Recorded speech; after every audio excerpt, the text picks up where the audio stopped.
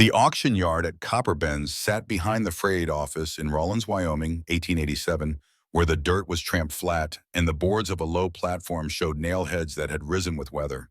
Men crowded the rails, their breath smoking in the cold morning air, and the sound was coins, boots, and a voice that carried because it trained itself to carry. Sheriff Tully Raines stood under the porch eave with his hat low and his attention spread wide. At 58, he'd seen enough to know when trouble was brewing, but not enough power to stop what the territory considered legal business. His weathered face betrayed nothing but his hand rested near his holster as he watched the woman on the platform. She kept her back straight, a torn deerskin dress hanging open at the neckline and at the hip where the fringe had pulled through a splendor. Her braid was tight with a leather tie and one small feather lay against her shoulder. She did not wipe the dust from her face and she did not look down at her feet because the crowd already tried to push her head there with their eyes. Kiona had been brought to Copperbends at dawn after a hard ride bound to a mule's lead. She had been taken the day before on the far side of the creek where the cottonwoods thinned and a pair of ranch hands moved in close and spoke soft to slow her feet. A third man came from behind and she did not see him until his weight was on her shoulders. They tied her wrists and cut the side of her dress when a rope caught, and they laughed because it was easy to laugh when nobody stopped them. On the road, she watched the sky and the edges of things for a chance to step away without getting dragged. By the time they reached town, her wrists were raw, and she told herself to keep her spine straight because it was the only part they could not force. Her thoughts were clean and numbered, and she kept them in short lines. Stay standing. Keep breathing. Read faces. Watch hands. Pick one person who might move differently and set everything on that if it comes. Beckett Shaw came to town for salt nails and fence wire and a tin of axle grease. He had a list folded in his pocket and coins set aside for winter feed. He meant to speak to Sheriff Tully Raines about riders seen near the creek line after dark and then ride home with daylight to spare. That was the plan when he tied his horse to the hitch and felt the wind run down the street. The plan bent when he heard the auction voice and saw the platform and the woman standing still under too many stairs. His stomach went tight because the scene matched old things that never left him. He felt his leg pull where a bullet crease still woke in cold weather, and the scar across his knuckles itched under the glove seam. He breathed out slow and counted nails and salt and wire in his head to hold steady. He watched the woman measure the crowd with quick, flat looks that wasted nothing. And he understood the look because he had used it when he was young, and the world seemed ready to take his name along with everything else. At 41, Beckett Shaw was a man who had seen both sides of violence. He'd been a bounty hunter during the war between the states, tracking deserters and fugitives across the Western territories. The leg wound came from a man who didn't want to go back to a war he never believed in. The scar on his knuckles came from a fight he shouldn't have started, but finished anyway. Now he lived alone on a small ranch 12 miles outside of the town, where the fence post needed mending and the barn leaned because the posts were sunk shallow 20 years ago by a man in a hurry. He raised a few cattle, grew enough food to feed himself, and came to town only when supplies ran low. He told himself to buy his wire and keep quiet and leave other people to answer for themselves. He lasted 1 minute under the auctioneer's chant, and the numbers and the jokes and the way the men leaned forward with their mouths half open like they were picking a mule. He looked once at the woman and saw her refusing to round her shoulders to make it easier on the crowd. He saw the proud tilt of her chin, the dignity she wrapped around herself like armor. And in that moment, the old pull of conscience tugged at him, the same one that had sometimes made him let a deserter go when no one was watching. The auctioneer called a number and smiled to make it sting less, and a hand at the rail went up, and the yard made a rough sound. Beckett raised his hand once and put a number that was too high for play and just low enough to be possible. He kept his face flat. The yard quieted because nobody liked to bleed their own pockets for a morning's entertainment. The second hand at the rail slid down. The auctioneer's patter stumbled and then found its step and ran its short course. The bid stood alone and the hammer fell in a practice clap. The clerk hustled out with a pencil bill of sale that smelled like damp ink. Beckett took the paper and it was warm from the clerk's hand, and he saw the place where the woman's name should be, and it was left blank because they had not asked it. His throat closed on the heat of that, and he tore the paper in half without lifting his eyes and let both pieces fall where the dust could take them. "You're coming with me," he said, and he spoke quiet enough that it landed only on the people who needed to hear it.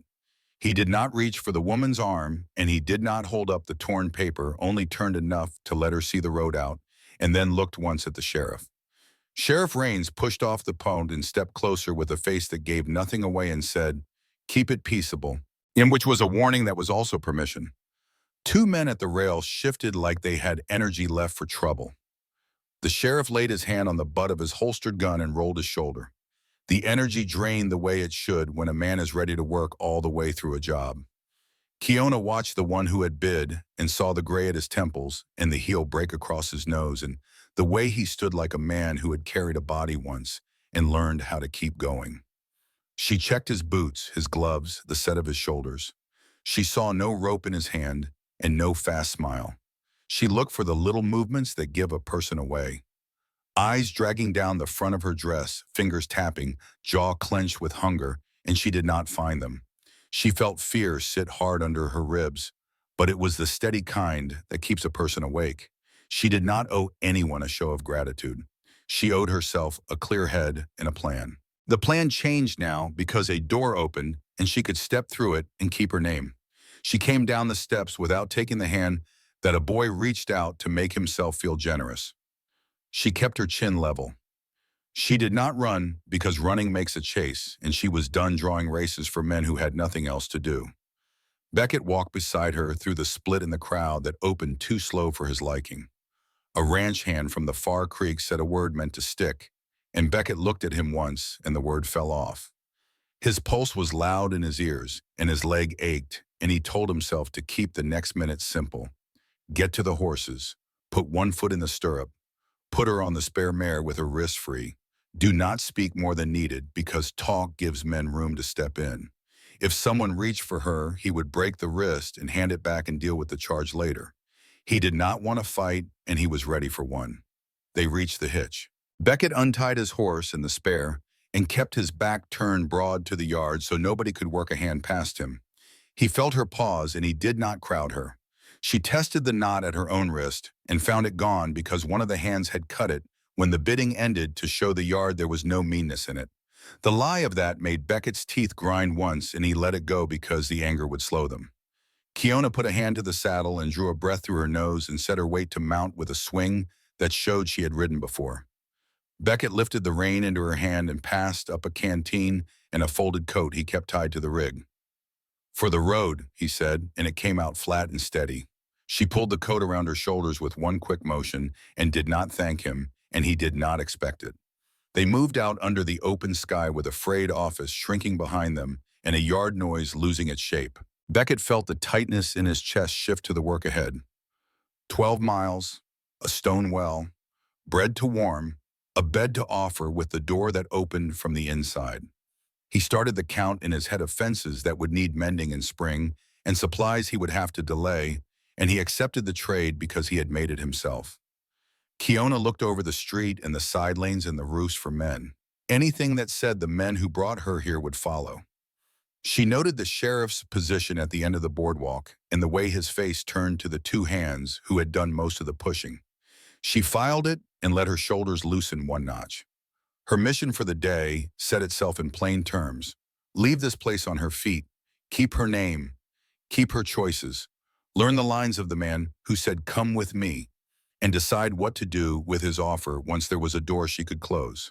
They did not speak again until town was behind them and the creek line showed clean and silver under the pale sun.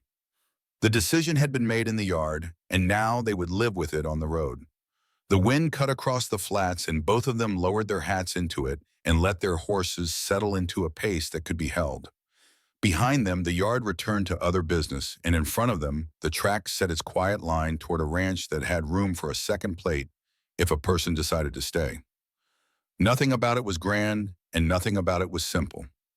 Both of them knew that and kept riding. They rode out of Rawlins with the noise of the yard flattening behind them, and the freight office shrinking to a square, the creek cutting its pale line off to the right, and the road to the ranch running straight until it rose and fell over low ground.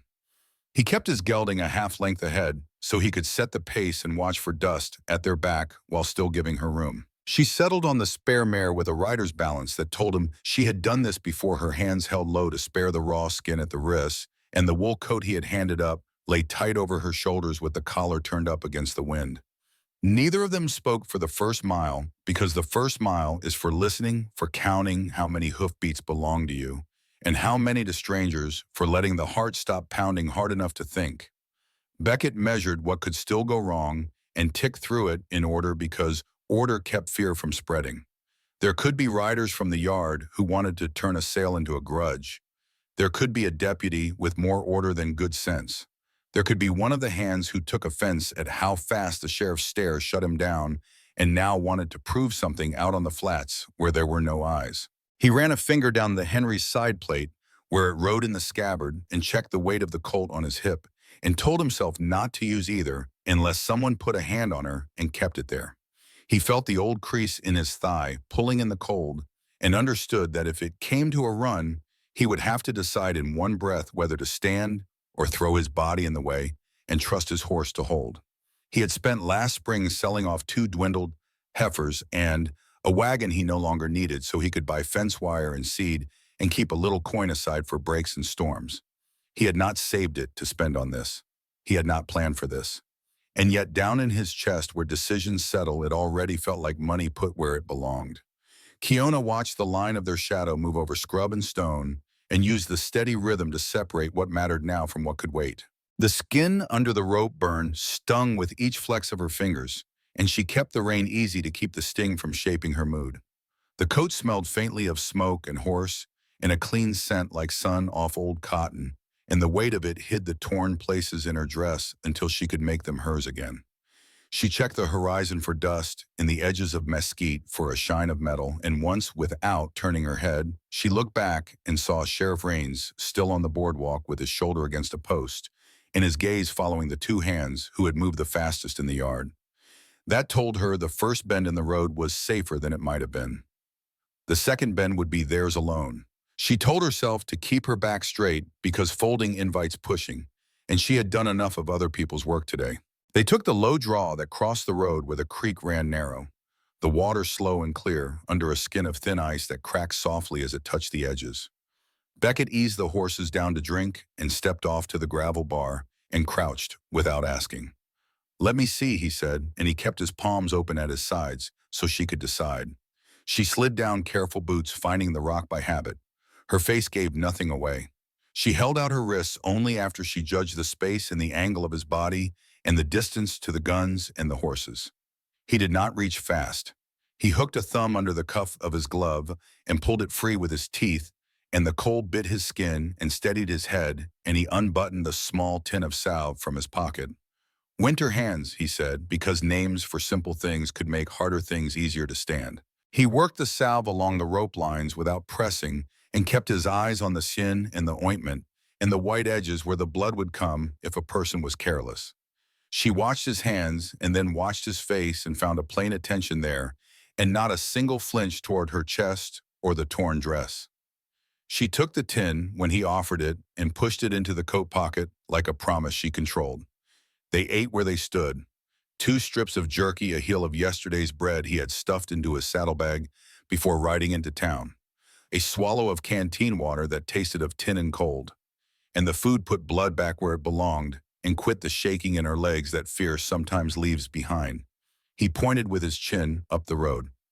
12 miles yet," he said. Stonewell halfway if the wind hasn't dropped a branch across it." And she nodded once because numbers she could measure sat better than reassurances that had no weight. He added, "If we're followed, we'll see their dust by the second rise." And he saw the muscle along her jaw ease because he had said the thing out loud instead of pretending it wasn't there. They mounted up, and the road opened, and the sky smoothed to a pale, hard blue with a southeast wind that cut through coats. The spare mare tested the bit once, and then settled, and Kiona moved with her without thinking.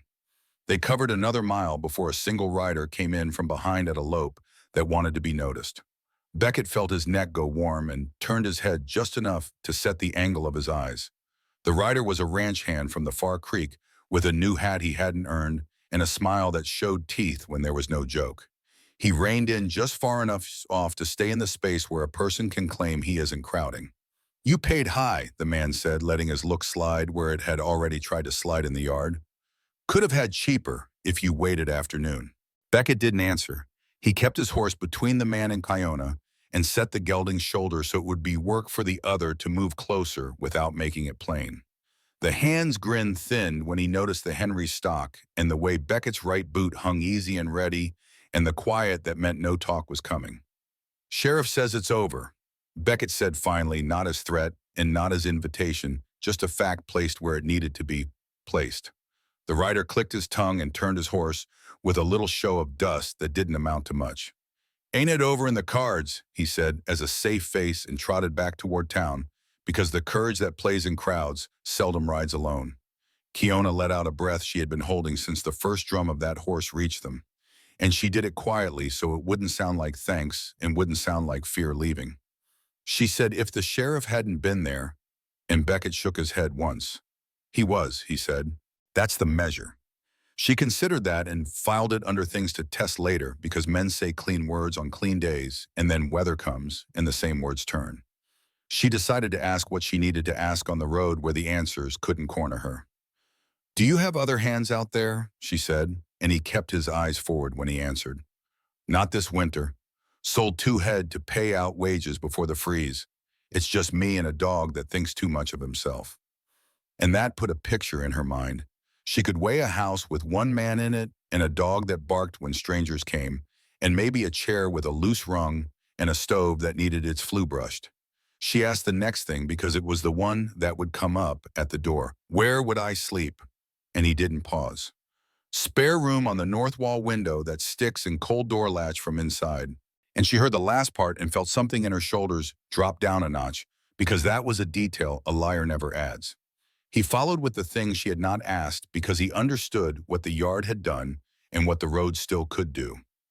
You owe me nothing, he said. Not coin, not work, not company. You eat and you warm up and you sleep with the door how you want it. And in the morning, if you want the stage road, I'll take you there.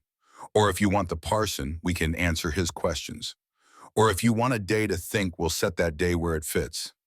He did not look over to see if any of that landed, because looking can turn an offer into a pressure. He gave it and kept his hands where she could see them on the horn in the rain. The questions most people would have asked first had to wait until she believed the small ones. But she tried one more because it dug at a practical edge. That paper you tore, she said, does it change anything? And he nodded once. Clerk saw the coin, sheriff saw the coin. The paper only made a show for men who like shows. Nobody owns you and nobody can pretend. If they try, we'll argue at a desk with witnesses and not in a yard. That answer did not make the skin at the back of her neck prickle the way fancy talk does. It laid out steps and rooms and people with names, and it made a path she could walk if she had to. She tested the words against the yard and found they fit better than anything else she'd been handed lately. They reached the stone well before the halfway rise, and the wind dropped as if the land had set its hand over the mouth of a bottle. He drew both horses to a stop and worked the bucket up with a rope that burned his palm and would have to be replaced before spring. They watered the animals and let them breathe. He used the quiet to speak a brief background because secrets breed suspicion when they're not meant to. My brother died in '66 on a stretch of ground not worth the bullets. I came here after and put up fence where the willows could hold. I don't gamble and I don't drink except coffee too long on the boil. I don't keep company because I don't have spare words for it. And because he wasn't ready to hear anyone else's sleep, he thought a second longer and added, I go to town for supplies and to pay taxes and a nod at people who mean well, and then I go home. He didn't offer a smile and he didn't dress any of it. He let it sit. Kiona matched him with what she chose and no more. I learned to ride on a pony that tried to scrape me off on every post we own. I can sew a straight seam and skin a rabbit, and I don't sing unless it's for keeping time. My camp is not a place I can return to. I won't give you the names of the men in the yard because they don't get carried in my mouth. She checked his face to see if he would press for more, and he did not. So she took one more thing out and set it between them. If I stay tonight, it is because I say so. And if I leave tomorrow, it is because I say so. He said, that's the only way it works. And the well gave them back only the sound of water and rope in breath. They rode the last miles with the land opened up and the wind leaning less. The sun climbed a hand's width and then hung there, and the flats showed pronghorn far off and the sky stayed clear. No dust behind them, no metal flash off to the side, just their two sets of tracks and the day stripped down to horses and air and the next gate. Beckett pointed with his chin and the ranch finally showed the roofline low and dark. The corral with the sag in the middle rail I've been meaning to fix. The cottonwoods along the frozen ribbon of water, with thin shoots already showing at the base is where the ground keeps its secrets warm. Stonewell there. Barn leans a little because the posts settled wrong 20 years ago when a man in a hurry sunk them shallow. House is sound. Stove pulls strong. Dog will bark and then remember he's met me before. And as if on cue, a raw-boned dog loped out from behind the corner with his tail up and his voice loud. And then when he heard Beckett's voice, dropped it down to a working level and trotted 3 circles because pride is hard to put away. At the gate, Beckett swung down and worked the chain without making her wait in the cold wind. He held it wide for her and she rode through and the mare's ears flicked toward the barn and then toward the house and then settled. He closed the gate careful and set the chain back so it would not slap in the night. He did not reach for a rein or her hand. He only said, "Water first, then heat," and led the way to the well where the bucket travel was smooth and sure, and the rope barely complained. The dog sniffed at Keona's boot, and then at the hem of the coat, and then backed off a step with a huff because he had decided to be polite. She stepped down without help and landed easy. Her eyes took in the porch, the window, the door, the way the hinges were set flush and strong. The path a person could take if she wanted to leave in the dark without stumbling into the woodpile. The questions a listener would hold from the first chapter, whether anyone would follow, whether the law would twist, whether the man had the money or the temper to make a choice and stand with it, whether the woman was walking into another trap, whether there was anyone else inside the house, whether she would be allowed to choose the next step, had answers now set in plain pieces. A sheriff who looked and stayed until the bend, a torn paper with the clerk and the coin behind it, a man who had saved a little and spent it, and did not ask credit for it, a road ridden without hands put where they didn't belong. A house with no other man. A door latch that turned from the inside and a set of options spoken out loud before the threshold, so the threshold would not hold a lie. Beckett lifted the saddle from the spare mare's back and set it on the rail and rubbed the damp hair with a burlap scrap. And the motion put warmth back into his hands and quiet into his head. He set his hat on a peg by the door and stepped aside so she could go in first if she wanted, or stand outside a minute longer if that sat better. The smell of cooled bread and old coffee came through the cracked door and the stove metal ticked faint under the draft. She looked once at the open road as if to confirm it would still be there in an hour. Then she crossed the threshold on her own decision and the dog slipped in behind them with a final short bark that sounded like a house remembering the sound of people. He closed the door with the same care he had used for the gate and left the latch in her hand to set, and the next work of the day waited inside where the light from the small window boxed itself on the table, and the air already felt a little softer than the yard they had left behind.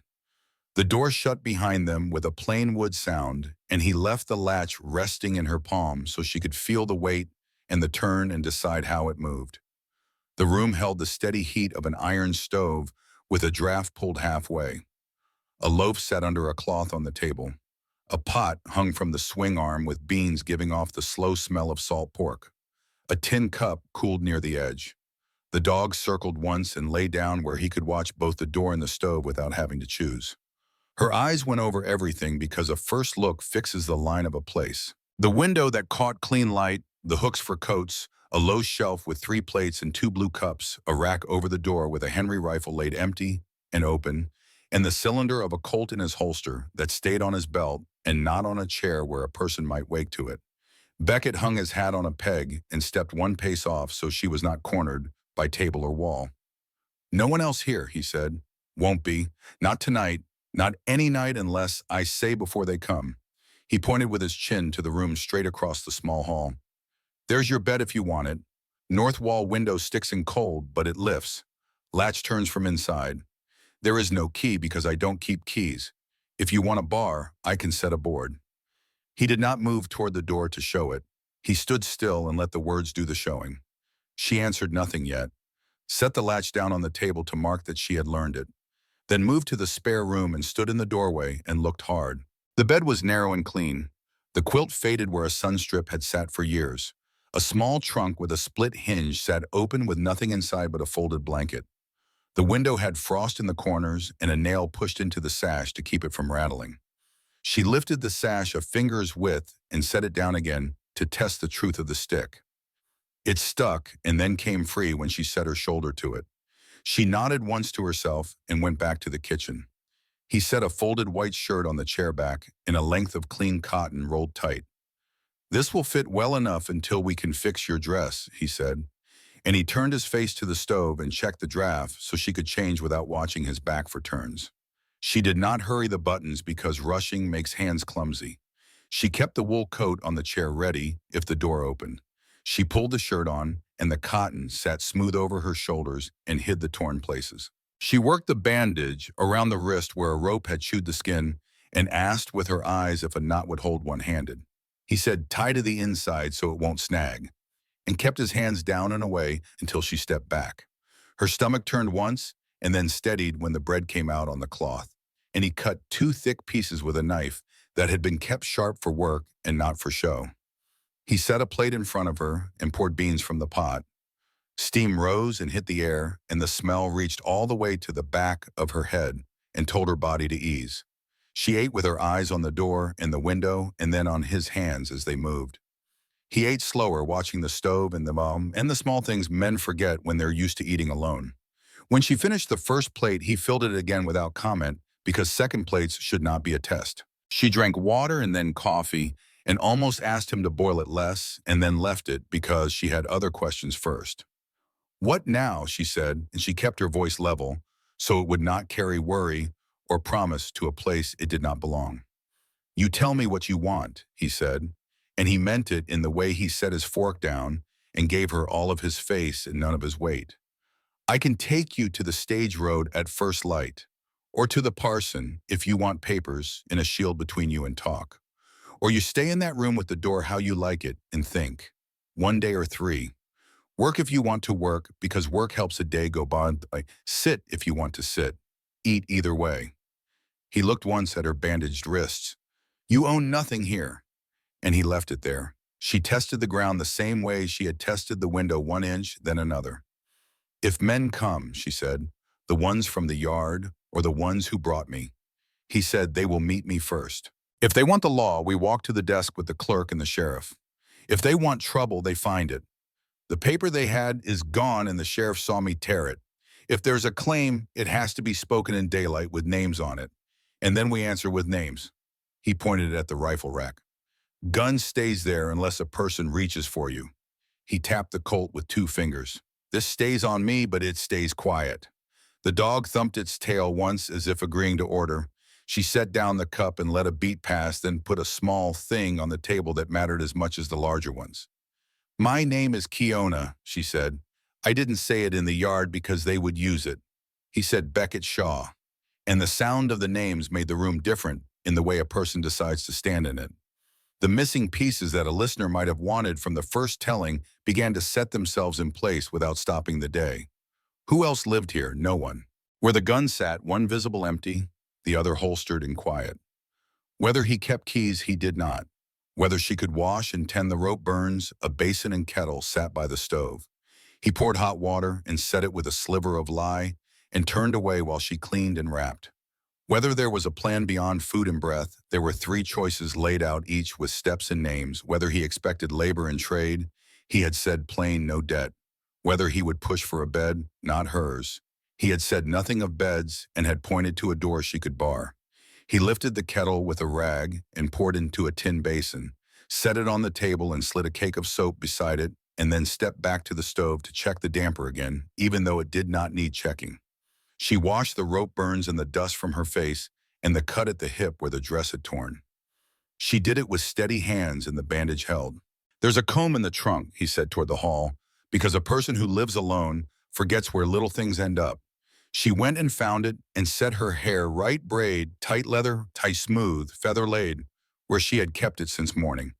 He opened the small trunk and showed what was there so she would not need to look when she was alone. Blanket comb, 2 lengths of cotton for mending a tin of buttons, a needle book with 3 sizes. No dress that fits, he said. We'll trade for proper things when you choose what you want to wear. She touched the needle book because a person who can sew can take control of the day. I can fix the tear, she said. Not now, he said.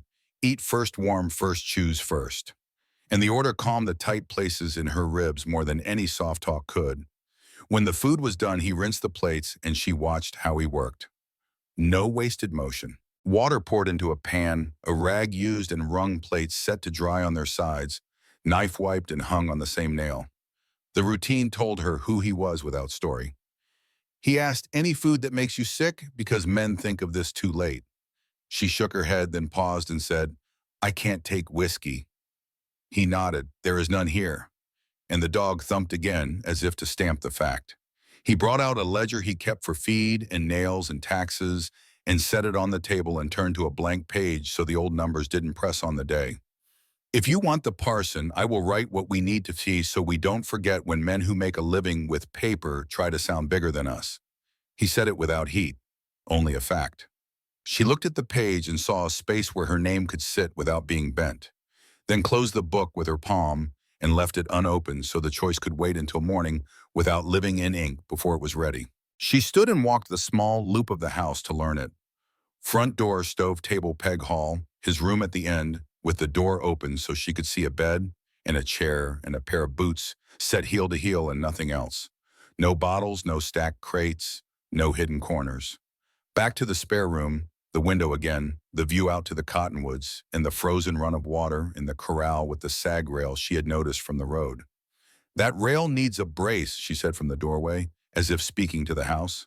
He nodded. Tomorrow, he said, if the cold holds, we can sink a post and the set will last. He said we, and then let the words settle without checking her face for how it landed. She went back to the kitchen and took the salve from the coat pocket and set it on the shelf where she could reach it without asking.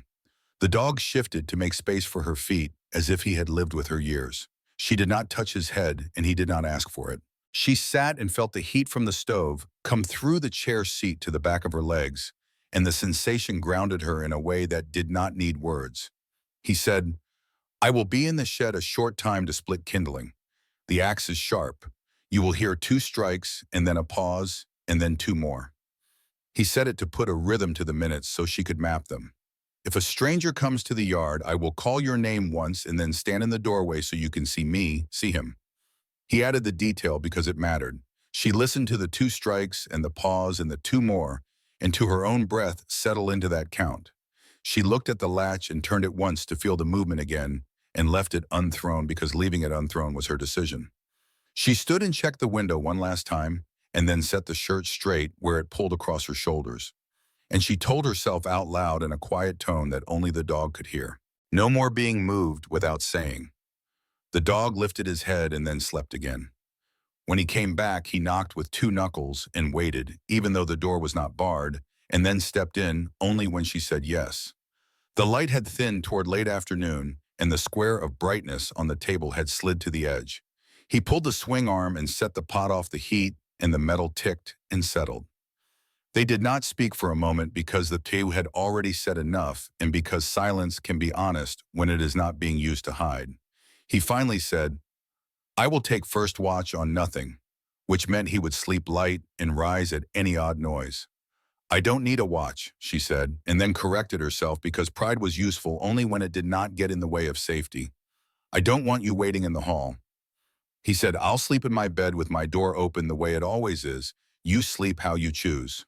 And the room loosened another notch. She looked at the ledger again, and then at her wrapped wrists, and then at the dog, and then at him. The question that would matter tomorrow sat ready and did not need to be asked tonight. She said only, in the morning you will still mean what you said. And he answered yes.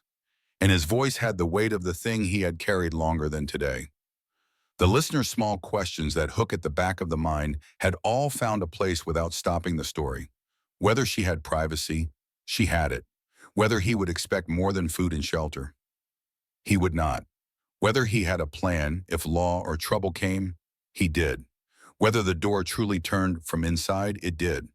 Whether the guns would be used to keep her in or others out. others out. Whether there was room in the house for her decisions, there was in wooden latch and paper and spoken steps. When the light went low, he trimmed the lamp and set it on the table, and the room settled into the kind of quiet that does not press. She stood at the spare room door and looked once at the road through the window, and once at the bed, and then left the door wide and lay down with the bandaged hands loose on the quilt and the coat folded where she could grab it if she changed her mind in the night. He checked the window hooks the way men with old worry do, and then blew the lamp out, and the house made the small sounds it makes when two people breathe inside it for the first time, and nothing in that sound asked for more than morning. Wind pushed along the walls near midnight, and the shutters clicked and settled, and then clicked again, and the dog lifted his head once and then dropped it because the sound wasn't trouble. She lay in the spare room with the door wide the way she had left it, and the shirt he had given her warm from her body, and the bandages no longer stinging.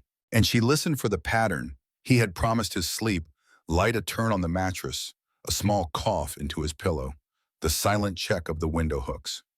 She heard each in order and felt the tightness that had lived under her ribs since dawn loosened a small degree. She did not want darkness to do what it had done in other places. So she sat up and crossed the hall with a soft floorboard complaining once. He was at the table with a lamp turned low and a mending kit open and a scrap of cedar he had been shaping after supper. He looked up and set both aside and did not stand all the way because a quick movement in a small room can feel like a block. Shutter hook slipped, he said, and the words gave her a reason to be standing there. That was true. They went to the window together without crowding. Cold air slid in a finger's width where the frame had moved. She set her palm to the wood to steady it, and his hand came in over hers to catch the hook before it bit his knuckles. His skin was warm and rough and steady, and the contact carried all the questions that had been waiting since the yard whether touch would be taken or offered, whether it would ask or insist whether she could step back without a chase. Her nerves rose hard and then settled because his hand did nothing more than keep the hook where it belonged, and then he took it away first. I'll wedge it tomorrow, he said, voice level. No rattling when the wind shifts. And he reached for the small block of wood he had been carving and set it on the sill to hold the frame quiet through the night. She did not step back because heat and calm in the same breath were rare for her, and this was the first time both had been in reach at once. She stayed with her palm against the frame and turned her head until her brow almost brushed his collar. She felt the hammer beat of her own blood ease to a working pace, and she set the next decision in her own mouth where it belonged. Stay a moment, she said, and it was not a plea and not a test. It was a plain instruction to the room. He stayed and kept his hands where she could see them and waited. He could feel the old fear that makes a man speak too much trying to climb into his throat, and he pushed it down because words used to fill a space or just another way to take it. She stepped closer until her forehead found the cloth of his shirt, his collarbone, and rested there. And the contact was simple. No weight used to press her. No hand claiming her neck. Only warmth and the smell of soap and dry cotton and the faint smoke that lived in a ranch house. Her thoughts ran clear and in order. No one could come through the door without the latch sounding. The dog was quiet, which meant the yard was empty. The rifle was on the rack without rounds in the well, and the pistol still holstered. The shutter would hold until morning. The man breathed steady and did not move to make her decide faster than she wanted. She took all of that in, and when none of it changed, she raised her face and he bent just enough to meet her halfway, and their mouths touched once. Not long and not unsure. The kind of kiss that answers a single question and does not ask 5 more. She did not flinch, and he did not chase it when it was done. He stepped back and turned to the stove to pull the draft line wider because a job in hand keeps a person from reaching for more than the moment will hold. Her chest filled and emptied without the hitch that had been living there. She looked at him to see if the kiss had shifted what he would expect, and nothing in his shoulders had moved. His hand stayed on the stove handle, his attention on the small turn of metal in the way the fire responded. I wanted that, she said, so there would be no doubt about how the moment had happened. He nodded once. Good, he said, and he kept his voice quiet because loudness would make it feel like a claim. Nothing changes that you choose the next step and the next after it, he added, because it needed to be said out loud where both could hear it and hold him to it tomorrow. They sat at the table with a low lamp between them and the cedar scrap giving off a faint, clean smell. He slid the mending kit to her side. "Your dress," he said. "You can set the seam how you want it, and I'll cut a thin facing from cotton to stop the tear from running." She drew the deerskin from the back of the chair where she had left it to warm and set it across her knees and examined the damage with the kind of focus that makes the rest of the room fall quiet. The tear at the neckline had widened when a hand had grabbed in the yard. The hip cut had left fringe dangling. He spoke of neighbors in town. Dayton 3 miles north who kept goats and traded milk and never asked for details. The law in Rawlins ran mostly through Sheriff Raines because the judge showed twice a month and the clerk every day. The stage came through on Thursdays by noon and on Sundays at dusk when the road was clear.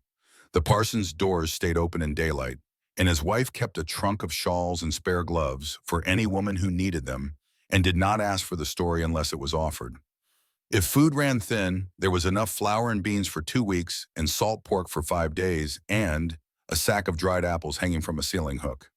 If a storm hit, there were shutters for the back window and a rope to run from the porch to the barn so a person could walk it without losing her path in the white. She finished the neckline, tied off the thread, and checked the lay.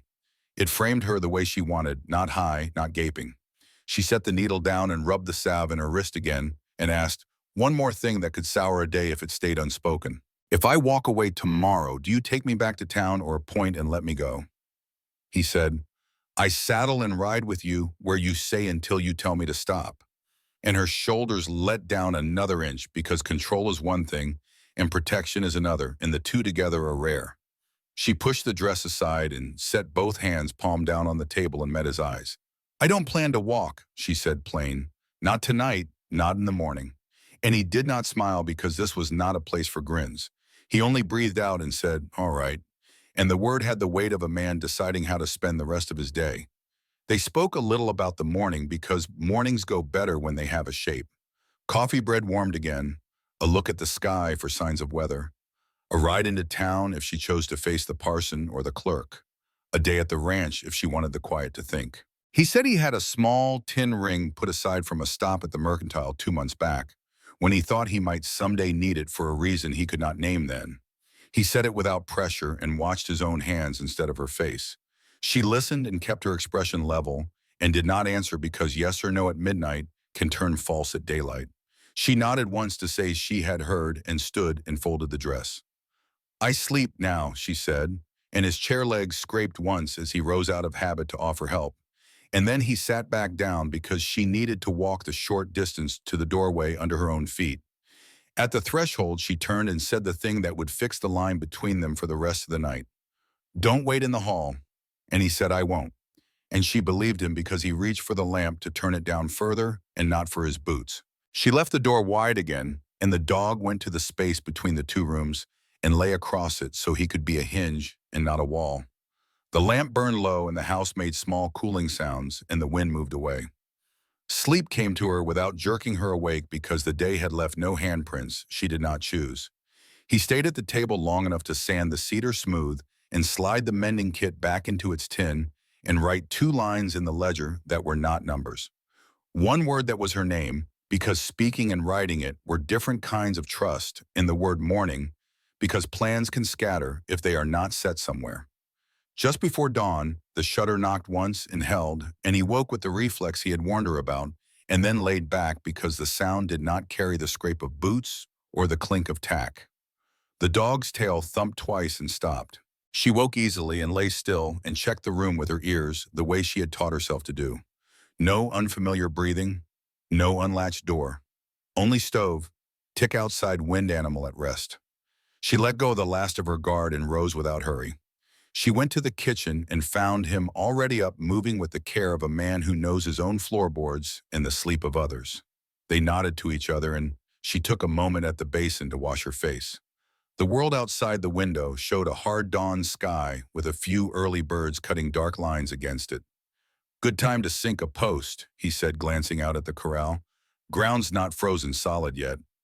She set the hem of her dress smooth and chose her line. "I'll bring the shovel and a finger," she said, "enough to sit where I want it." And her tone made clear the difference between hiding and owning. He cut the facing on a board to keep the blade from slicing the table. Small, careful cuts, and she stitched with neat, close work that would hold through washing and wear. The dog shifted nearer and set his chin on his paws and watched the thread move. Questions that a listener would still be holding from the start of the story got answers without speeches while the needle moved and the stove settled. The house had neighbors, but not close enough to hear voices at an ordinary volume. The nearest was a woman named Mrs. Dayton, who did not feel like surrender, only a shift from one stance to another. And all of the small questions that might have kept an audience worrying. Whether the kiss had turned into demand, whether promises would shrink in the dark, whether he would test the door she had left open, whether he would set plans for her without asking, had been answered by the plain shape of their night. The door stayed hers, the kiss stayed one kiss. The morning would carry the choice into the light where it belonged. Beckett pulled something from his pocket and set it on the table. It was a small tin ring, plain and without ornament. He used his thumb to bend it slightly to show it could be resized. "You mentioned the parson yesterday," he said. "If that's your mind, this is ready when you are." She looked at the ring for a long moment, her face giving nothing away. Then she reached out and took it, feeling its weight in her palm. "Tell me about you," she said. "The rest." He sat back, understanding that before any decision about parsons and rings, she needed more.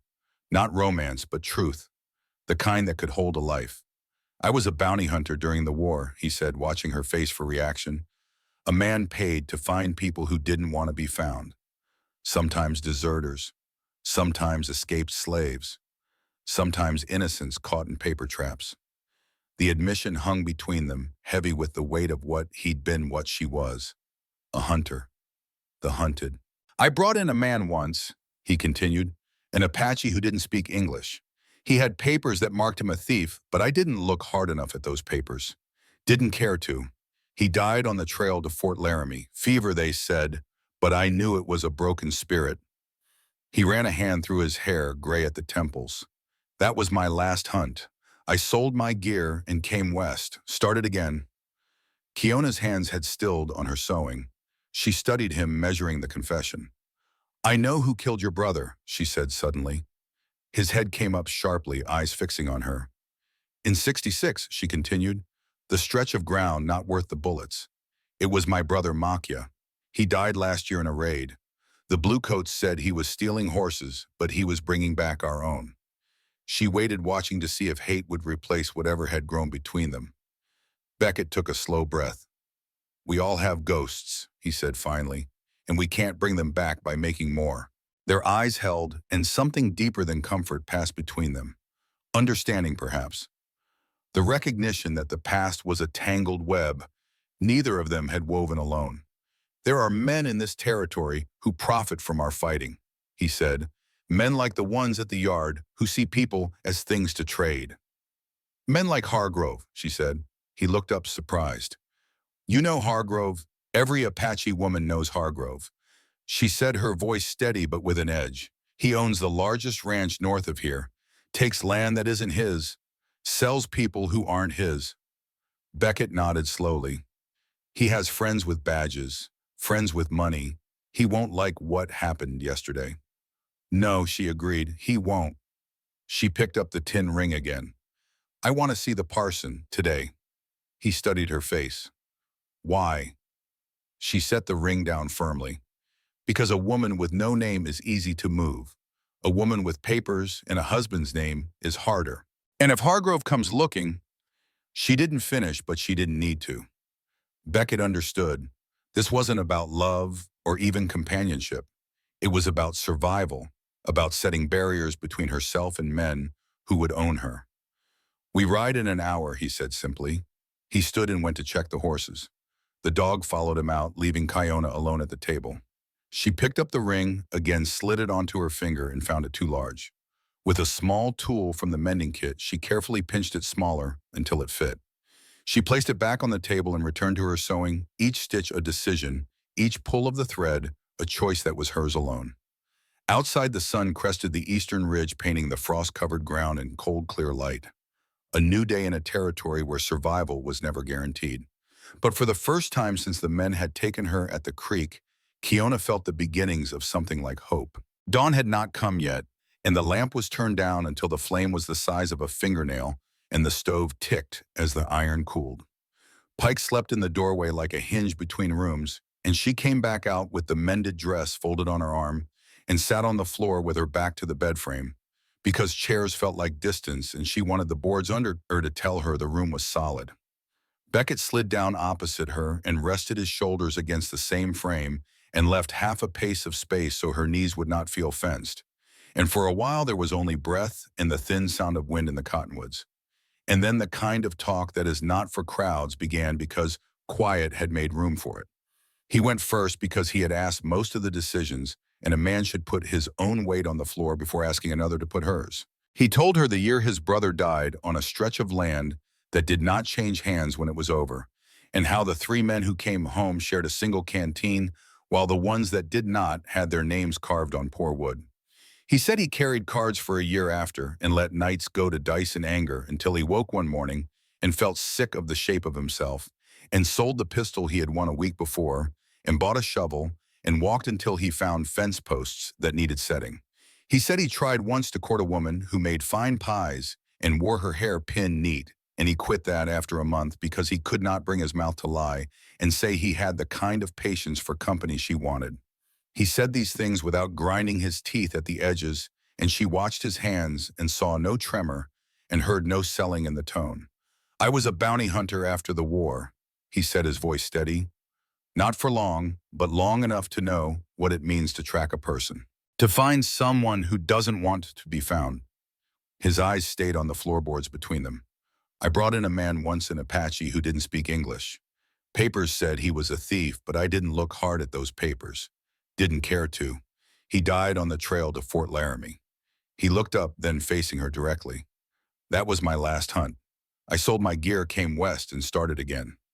She gave what she chose, and he did not move while she placed it. She said the winter crossing had begun with 3 families and a string of ponies and a promise from a trader that a certain dry riverbed would be passable if they rushed. She said 2 men broke that promise into pieces so small it could not be put back together.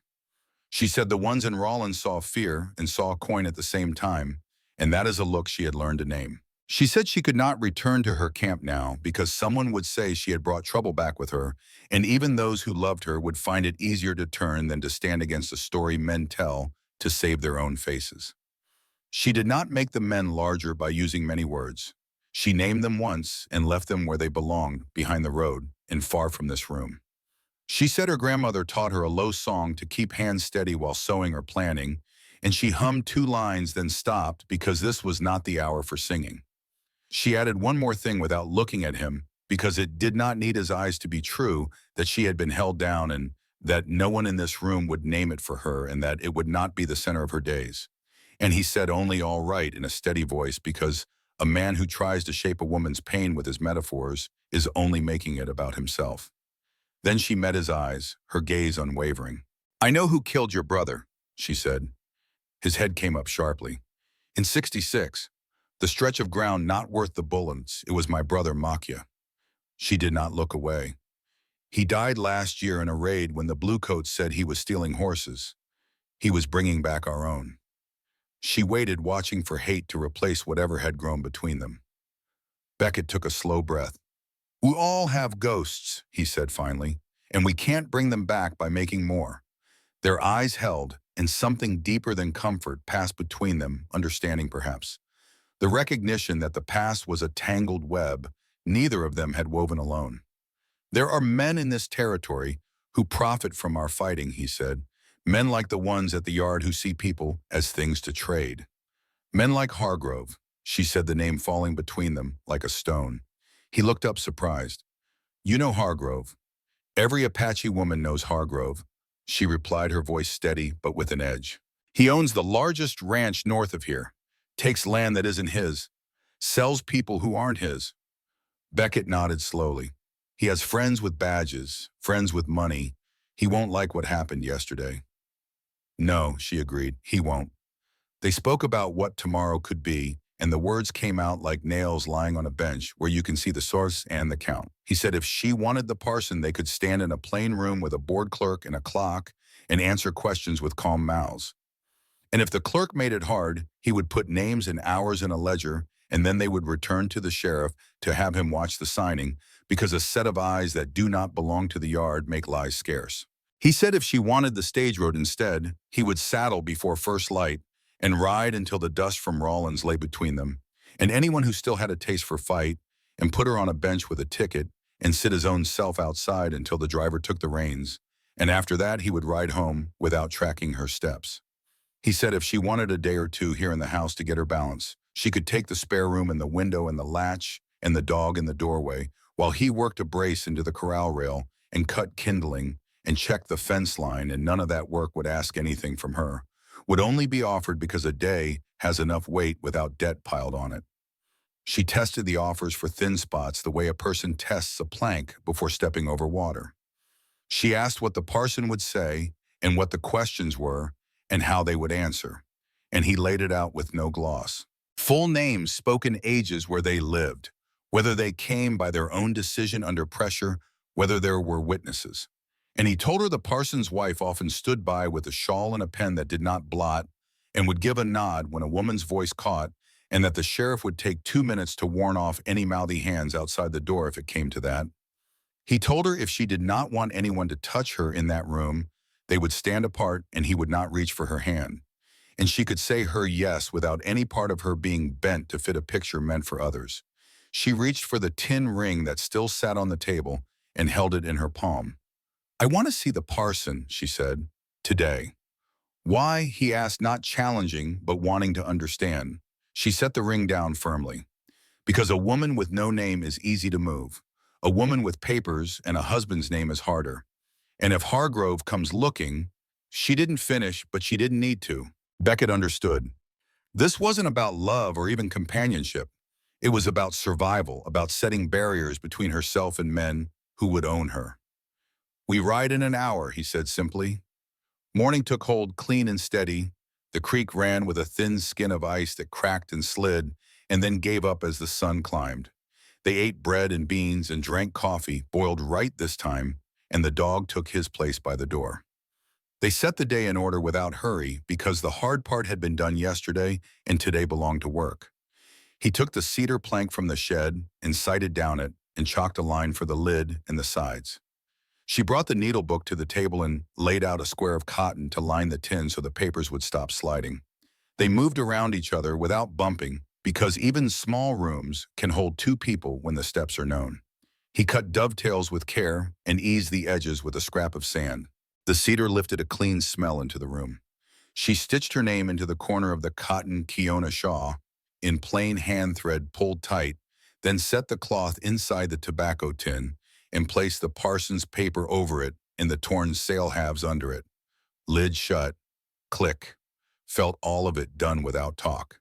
He fit the box and tapped the lid until it seated without wobble and showed her how the grain would swell and tighten when the air turned wet. "Tight as you asked," he said. She ran a thumb along the lid seam and nodded, then set the tin inside and closed the box and chose a place for it on the shelf where she could reach it, without a chair, not hidden, not displayed. They walked the fence on the south line to mark where posts would need setting, and she counted slats while he tested the wire with his glove. The ground had softened just enough to take a shovel if a man leaned into it. They went as far as the cottonwoods and came back by the creek path Pike favored. On the porch, she turned the latch on the spare room door and then left it open again because air still felt right. Later, she would close it and sleep with it closed because rest sometimes needs that, and the choice would still be hers when the time came. They did not leave for town until midday. She wore the mended deerskin dress with the white shirt underneath for warmth. He took the Henry, unloaded but visible, and the Colt on his hip. Pike would stay to watch the house, and they would be back before dark unless the clerk or the parson made delays. The road into Rollins felt different this time, not because the land had changed, but because they rode side by side rather than in lead and follow. They spoke little saving words for where they would be needed. As they approached town, Beckett pointed out a figure on horseback watching them from a rise to the north. "Hargrove's man," he said. "One of his scouts. Keeps track of who comes and goes." Kiona nodded. "They know we're coming then." "Let them know," Beckett said. "We're not hiding." Rollins sat quiet in the midday sun, a few wagons outside the mercantile, A dog sleeping on the boardwalk, the blacksmith's hammer ringing steady from the far end of Main Street. As they hitched their horses at the clerk's office, Kiona noticed a cluster of men outside the saloon watching with too much interest. At the clerk's counter, Beckett laid down the coins for the license, and the clerk pulled out a ledger with burnt corners and dipped his pen. Names, ages, residence, the clerk said, without looking at them like people just lines to fill. Beckett started to answer and then stepped back half a pace so her voice could go first because that is how the paper would read best. Kiona, she said steady, and then Kiona Shaw, and said 24, and 12 miles out at the Bend Stonewell, and the clerk wrote without lifting his eyes and asked Beckett the same and wrote. The pen scratched and the page took their names clean. Witnesses, the clerk said too, and Beckett said, Parsons' wife will sign, and Sheriff Raines if his time allows. The clerk looked up for the first time at that and made a sound that was almost a laugh, and then saw the two of them standing square and swallowed it. Fees $2, he said, and Beckett counted the coins under the man's nose so he would not pretend not to see. The clerk tore the slip and sanded it with a pinch and pushed it across. Beckett did not touch it. He let her take it and fold it once and slip it inside her coat where she had already made a place for it. They stepped out into the light, and two men from the yard were on the far end of the boardwalk with their hands hooked into their belts to make themselves look wider. One of them started a line about price paid and how some purchases are easy to return. And Sheriff Raines pushed off the rail and stood between the four of them and spoke toward the men without raising his voice. This is a public office. The next step for anyone with a concern is the judge's desk, not their mouths. And he did not touch his gun. He just squared his shoulders, and that was enough. The mouthy one started to say the thing men say when they have an audience, and Raines shook his head once, and the words died because they would have had to grow into action, and the man did not have that in him this morning. Kiona watched all of it without flinching and filed the sheriff under useful not savior. They crossed to the Parsons' small room at the end of the street where a bell hung without a rope and a plain sign read, Weddings, Funerals, Thursdays. The Parsons' wife opened the door before they could knock because she had a way of seeing across the street when something worth standing up for was happening. She had a shawl on her arm and a pen that did not blot. And she said, come in and stand easy. And she set the shawl on Kiona's shoulders because the room ran cool in mornings, and some kindnesses do not need permission. The parson stood from his desk and looked at them like a man checking a wheel before a long haul. Questions, he said. You pressured. And they both answered no. And you understand the law. And they said yes. And he said, speak your names so I hear them clear. And they did. You have the paper from the clerk. And she handed over the slip folded once. He smoothed it and nodded. With quick efficiency, he answered the last of the small worries a listener might still hold. Fees paid, witnesses found, who spoke first, whether he would step in front of her answers, whether the clerk would twist words, whether the sheriff would stand near the door, whether the parson's wife would be a shield if needed. All had been laid out in working order without breaking the flow of the day. They stood facing the parson with the window light flat on the desk and the sound of a wagon outside and the smell of lamp oil and old paper.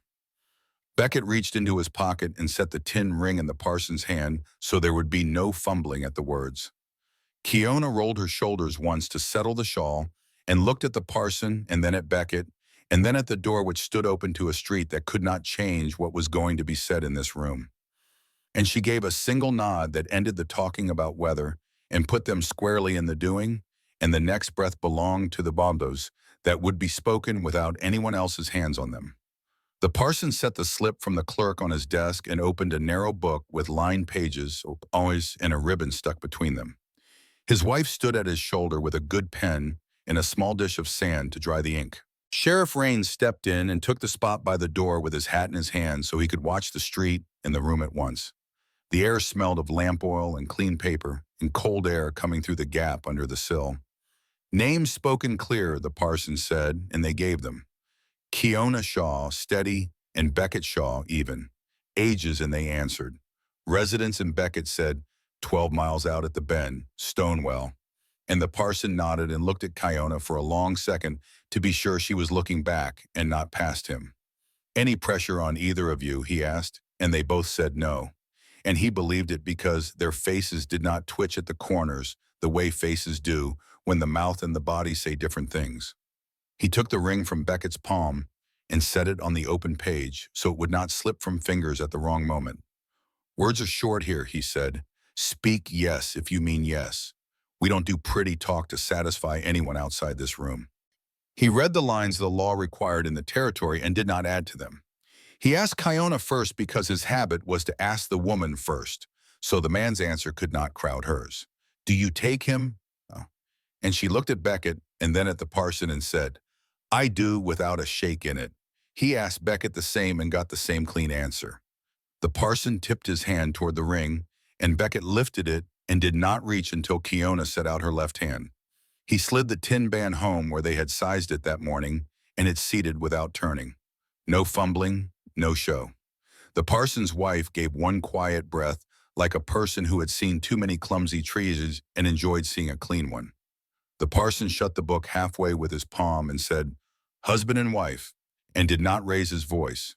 Paper came next because paper makes the words carry outside the room. The parson turned the book, pointed to the lines, and Kiona signed first. Kiona Shaw, with the same hand she had used to sew the seam the night before. Beckett signed under it, and the parson's wife wrote her own name where the witness line sat clean strokes, then stepped aside so Sheriff Raines could add his. The sheriff printed his name slow and careful so no clerk later could pretend he had not read it. The parson sprinkled sand and blew once and shut the book, and then took a smaller paper from a drawer, filled it out with the same details, and pressed his seal in red wax. He handed that copy to Kiona, not to Beckett, and said, "Keep this where you keep the other things that matter." And Kiona folded it once and slid it inside the shirt near her breastbone, because that was the safest pocket she had on her until they reached a chest with a hinge. Questions that would have stuck in a listener's head found their places as each step moved. No waiting period in this county when the clerk and parson both stand. Witnesses present and named. Fee paid and recorded. No promise demanded beyond what the law asks. No hand taken without the hand being offered. The ring used because they chose to use it, not because the parson required it. The sheriff standing in the doorway, not to bless the thing, but to make sure it was not disturbed. They did not linger. The parson's wife lifted the shawl on Kiona's shoulders to settle it smoother and pressed a wrapped biscuit in her palm with a look that said, "Eat after the papers." Kiona nodded once and kept the biscuit because food after a hard morning steadies a person. Beckett thanked the parson with a short word, and that was the end of talk inside. The sheriff shifted to the side so they could walk through ahead of him, and they stepped into the light with the street laid out in front of them, and a wagon creaking past, and the cafe door swinging on its hinge. Two men from the yard had waited where the boardwalk widened, shoulders turned, so they would look bigger in the glass of the cafe window. One of them started with the same line about price and property and whether a man who pays high expects a return. His mouth was shaped to draw a crowd. Sheriff Raines slid in between the four of them before the second word could land. "Court's that way," he said, pointing with his hat toward the judge's door. "You got a claim, you file it. You got talk, swallow it." The mouthy one reached for Kiona's sleeve because habit runs ahead of sense. Beckett's hand locked around the man's wrist so fast it made the skin go white, and he did not twist. He only held until the man's face changed from bravado to calculation, then let go before it turned to a challenge. The sheriff's hand settled on the man's shoulder, slow and heavy, and he said, "Not today without heat." Just the weight of a man who had slept too little and would not spend what he had on foolishness. The two hands looked for eyes along the street to back them and found none because mourning in Rollins belongs to people who have real business. Kiona did not step behind Beckett, and she did not stare the men down either. She kept her place at his side level with him, and she looked once at the sheriff and once at the parson's open door, and then back at Beckett. She had the paper against her chest and the ring on her finger and the shawl set where it lay right. She did not speak because the room had already held her words and the street did not rate them. The two hands moved off with a spit that fell short of anyone's boot, and that was the last they did that mattered. They crossed back to the clerk's counter to confirm the ledger line was set, and the clerk read it aloud in a bored voice because this was his work and not his fight. Shaw Beckett, Shaw Kiona. Ages and residence is already stated. Marriage solemnized by Parson Hugh Laird with his wife and Sheriff Tully Raines as witnesses. One copy filed, one delivered, fee paid in full. The clerk blotted the line and closed the book with a slap that was more habit than malice. Beckett kept his hands on the counter so they would not look like fists, and Kiona tipped her chin once. And that was the end of the desk work. Practical points that might hang a mind were answered in the doing. No need for a father or guardian because the parson had asked age and consent and taken her clear yes. No demand for a church service because the law here lived in the courthouse and in the parson's room. No change to her first name because it was hers. Last name chosen by her and written by her hand. The sheriff's presence recorded so no one could later pretend the thing had been done in a corner. Outside again, Beckett untied the reins and set his boot in the stirrup and looked at the street one more time, the way a man checks a gate after he shuts it. Kiona mounted without help, the biscuit still in her coat pocket for later. The ring catching one hard glint of winter sun and then going quiet. Sheriff Raines tipped the brim of his hat down and said to both of them, "Ride on." Not as a blessing, not as an order, just the next step named. Beckett said, "Much obliged," and meant it only for the space held clean at the door. And Kiona looked once back at the parson's wife, who had stepped to the stoop and lifted her chin in return. Then they set their horses to a steady pace down the street without stopping at the cafe or the mercantile, because a morning like this stays right if you keep it moving. By the time they cleared the last building and the wagon ruts joined the open road, the noise of Rollins had thinned to a scrape of wheels and a shout far off. The creek line showed ahead, and the country opened the way it does once you pass the last boardwalk. And the last of the questions anyone might still carry: would the town try to undo what was done? Would a loud mouth turn into a hand with a weapon? Would the parson hedge? Would the clerk stall? Would the sheriff hold the doorway? Would Kiona speak for herself in the room had been answered by steady steps and names written where they cannot be rubbed out. The rest of the day stood waiting on the far side of the second rise, where the wind ran clean and the horses knew the way without being told. They left Rollins without looking back, and the horses settled into a pace that could be held, and the road opened wide and clean. And by the second rise, the town noise had turned into one thin scrape behind them, and the creek line showed like a strip of glass, and they spoke little because the work of the morning had taken most of their words, and what was left should be saved for when a thing truly needed saying. Kiona was the first to break the silence. "That man watching from the rise. Hargrove's man." Beckett nodded. "I saw him." "He'll tell Hargrove." "Yes." She considered this. "And Hargrove will care that you took what he thinks was his." Beckett's jaw tightened. "Hargrove takes what isn't his every day. Land, cattle, people. He doesn't like when someone refuses to play his game." "I've seen his ranch," Kiona said, her voice dropping lower. 3 summers ago. My cousin was taken there. We never saw her again." Beckett glanced at her. "I'm sorry. It's why I was by the creek that day," she said, looking for signs of her. "I went too far from our camp." They rode another mile in silence, the implications settling between them. "Hargrove has the judge in his pocket," Beckett said finally, "and half the deputies, but not the sheriff, not Raines." "Will it be enough?" she asked. "It will have to be," he said. "We have the papers. We have witnesses. We have the law, even if the law doesn't always work the way it should." By the time the stone well came into view, Pike's bark reached them from the yard and then dropped to a low huff as he caught their scent, and the house stood the same as they had left it, which is how a house ought to stand on a day when the law has been used for its proper purpose. He swung down first and loosened cinches and checked fetlocks with quick hands. And she stepped to the bucket rope and hauled water hand over hand and let each horse drink without rushing, and then led the spare mare to the rail while he ran a palm along the boards of the porch to feel for any draft he had missed. There was none. Inside the kitchen, the air held last night's heat under the stove lid, and the square of light in the window had shifted to the far side of the table, and she set the shawl the parson's wife had given her on a peg beside the door, because a thing worn for a certain hour should have a place to rest when that hour is done. He lifted the front latch and then left it as it had been, so she could be the one to throw it later if she wanted, and she did not touch it yet because leaving it unthrown was still her call. They ate standing at first because hunger had outpaced ceremony. Bread warmed on the stove board, the wrapped biscuit the parson's wife had pressed in her hand. Coffee poured and not left to boil long this time. And when the edge was taken off, they sat, and the full weight of what had been written and spoken in town spread out over the room in a way that did not press. He set a small tobacco tin on the table and pushed it to her side and waited. "Clerk's copy is ours," he said, "and the parson's paper with the seal. Both folded clean." She opened the tin and saw the red wax mark in the neat fold and the scratch of the clerk's hand, and closed the lid and held it a moment against her palm, because the weight of paper is light and the meaning is heavy.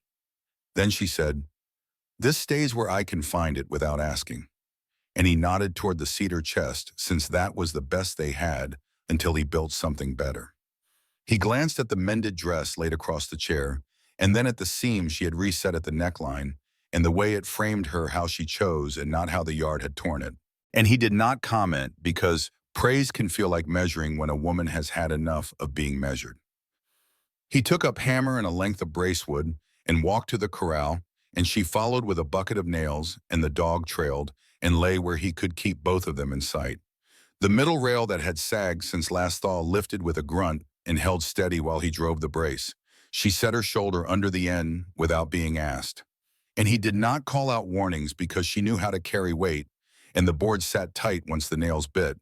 And he tested it twice with his hands and once with his hip, and then let go. Small work, but it changed the look of the whole pen. In the quiet that followed, she beat the dust from the deerskin on the porch rail with the flat of her palm, and clipped two fringe ends that had ragged and rethreaded a missing bead from the little packet she had spotted in the trunk. She brushed the wool coat and folded it over the chair back by the window in the spare room. And she set the tobacco tin at the bottom of the trunk and shut the lid and opened it again to be sure her hands could find the hinge, and then shut it once more. She turned the window latch a full turn and left the sash a finger's width so air could move, because air moving means a door is yours to close when you choose. And that was still the rule of the day. The evening settled in, and they moved around each other with the ease of people who have found a rhythm that works. Supper was simple, the last of the beans and more bread, but it tasted better than it had the night before. As darkness fell, Kiona heard hoofbeats on the road, still distant, but coming their way. "Someone's coming," she said, and Beckett was already at the window, the Colt in his hand. Pike let out a low growl from the porch where he'd gone to investigate. "How many?" she asked. "More than one," Beckett said, his voice tight. "4, maybe 5 riders." He moved to the door and opened it a crack, peering out into the gathering darkness. "Lanterns," he said. "They're not trying to hide." "Hargrove?" Kiona asked, and the name hung between them. "Maybe." Beckett checked the Colt's cylinder and then reached for the Henry on the rack. "Stay inside. I'll meet them in the yard." She touched his arm. "No, I have papers. I have a name. They face both of us." He looked at her for a long moment, then nodded once. "Together, then." They stepped onto the porch as the riders came into view. 5 men on horseback, led by a broad-shouldered figure on a black stallion. Lantern light caught on the silver conchos that studded his saddle and the polished handle of the pistol at his hip. "That's Hargrove," Beckett said quietly. "Wilson Hargrove." Hargrove reined in at the gate, not bothering to dismount. His face was hard to make out in the darkness, but his voice carried clearly across the yard. "Evening, Shaw," he called. "Heard you got yourself a wife today." "What business is that of yours, Hargrove?" Beckett called back, the Henry held loose but ready at his side. Hargrove laughed, a sound without humor. "Could be my business when the woman's stolen property." "No one here is property," Beckett replied. "And no one's stolen." "That right," Hargrove shifted in his saddle. "Funny how 3 of my men tell a different story. Say they caught this squaw trespassing on my land. Say they were bringing her in for the law to deal with when you interfered." "Your men lie," Kiona said, her voice carrying clear in the night air. "And I have papers that say I'm Kiona Shaw, not property." Hargrove's attention shifted to her, and even in the dim light she could feel the weight of his stare. "Papers," he said, drawing out the word. "Funny thing about papers. They can get lost. They can burn. They can be ruled invalid by a judge who knows the territory's interests."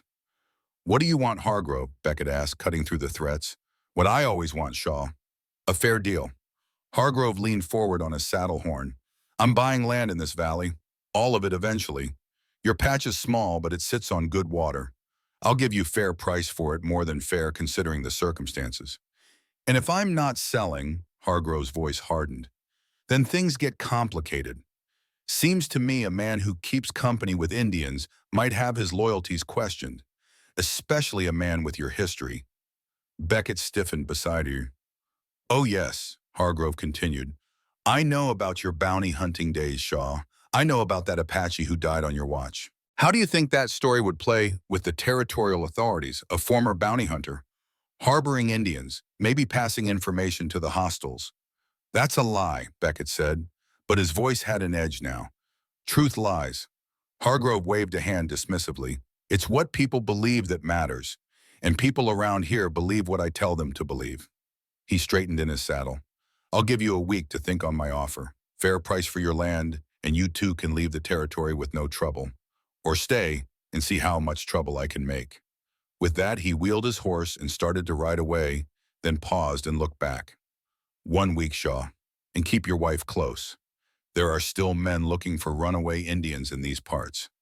The riders turned and disappeared into the darkness, the sound of hoofbeats fading gradually into the night. Beckett and Kiona stood on the porch until the last echo died away.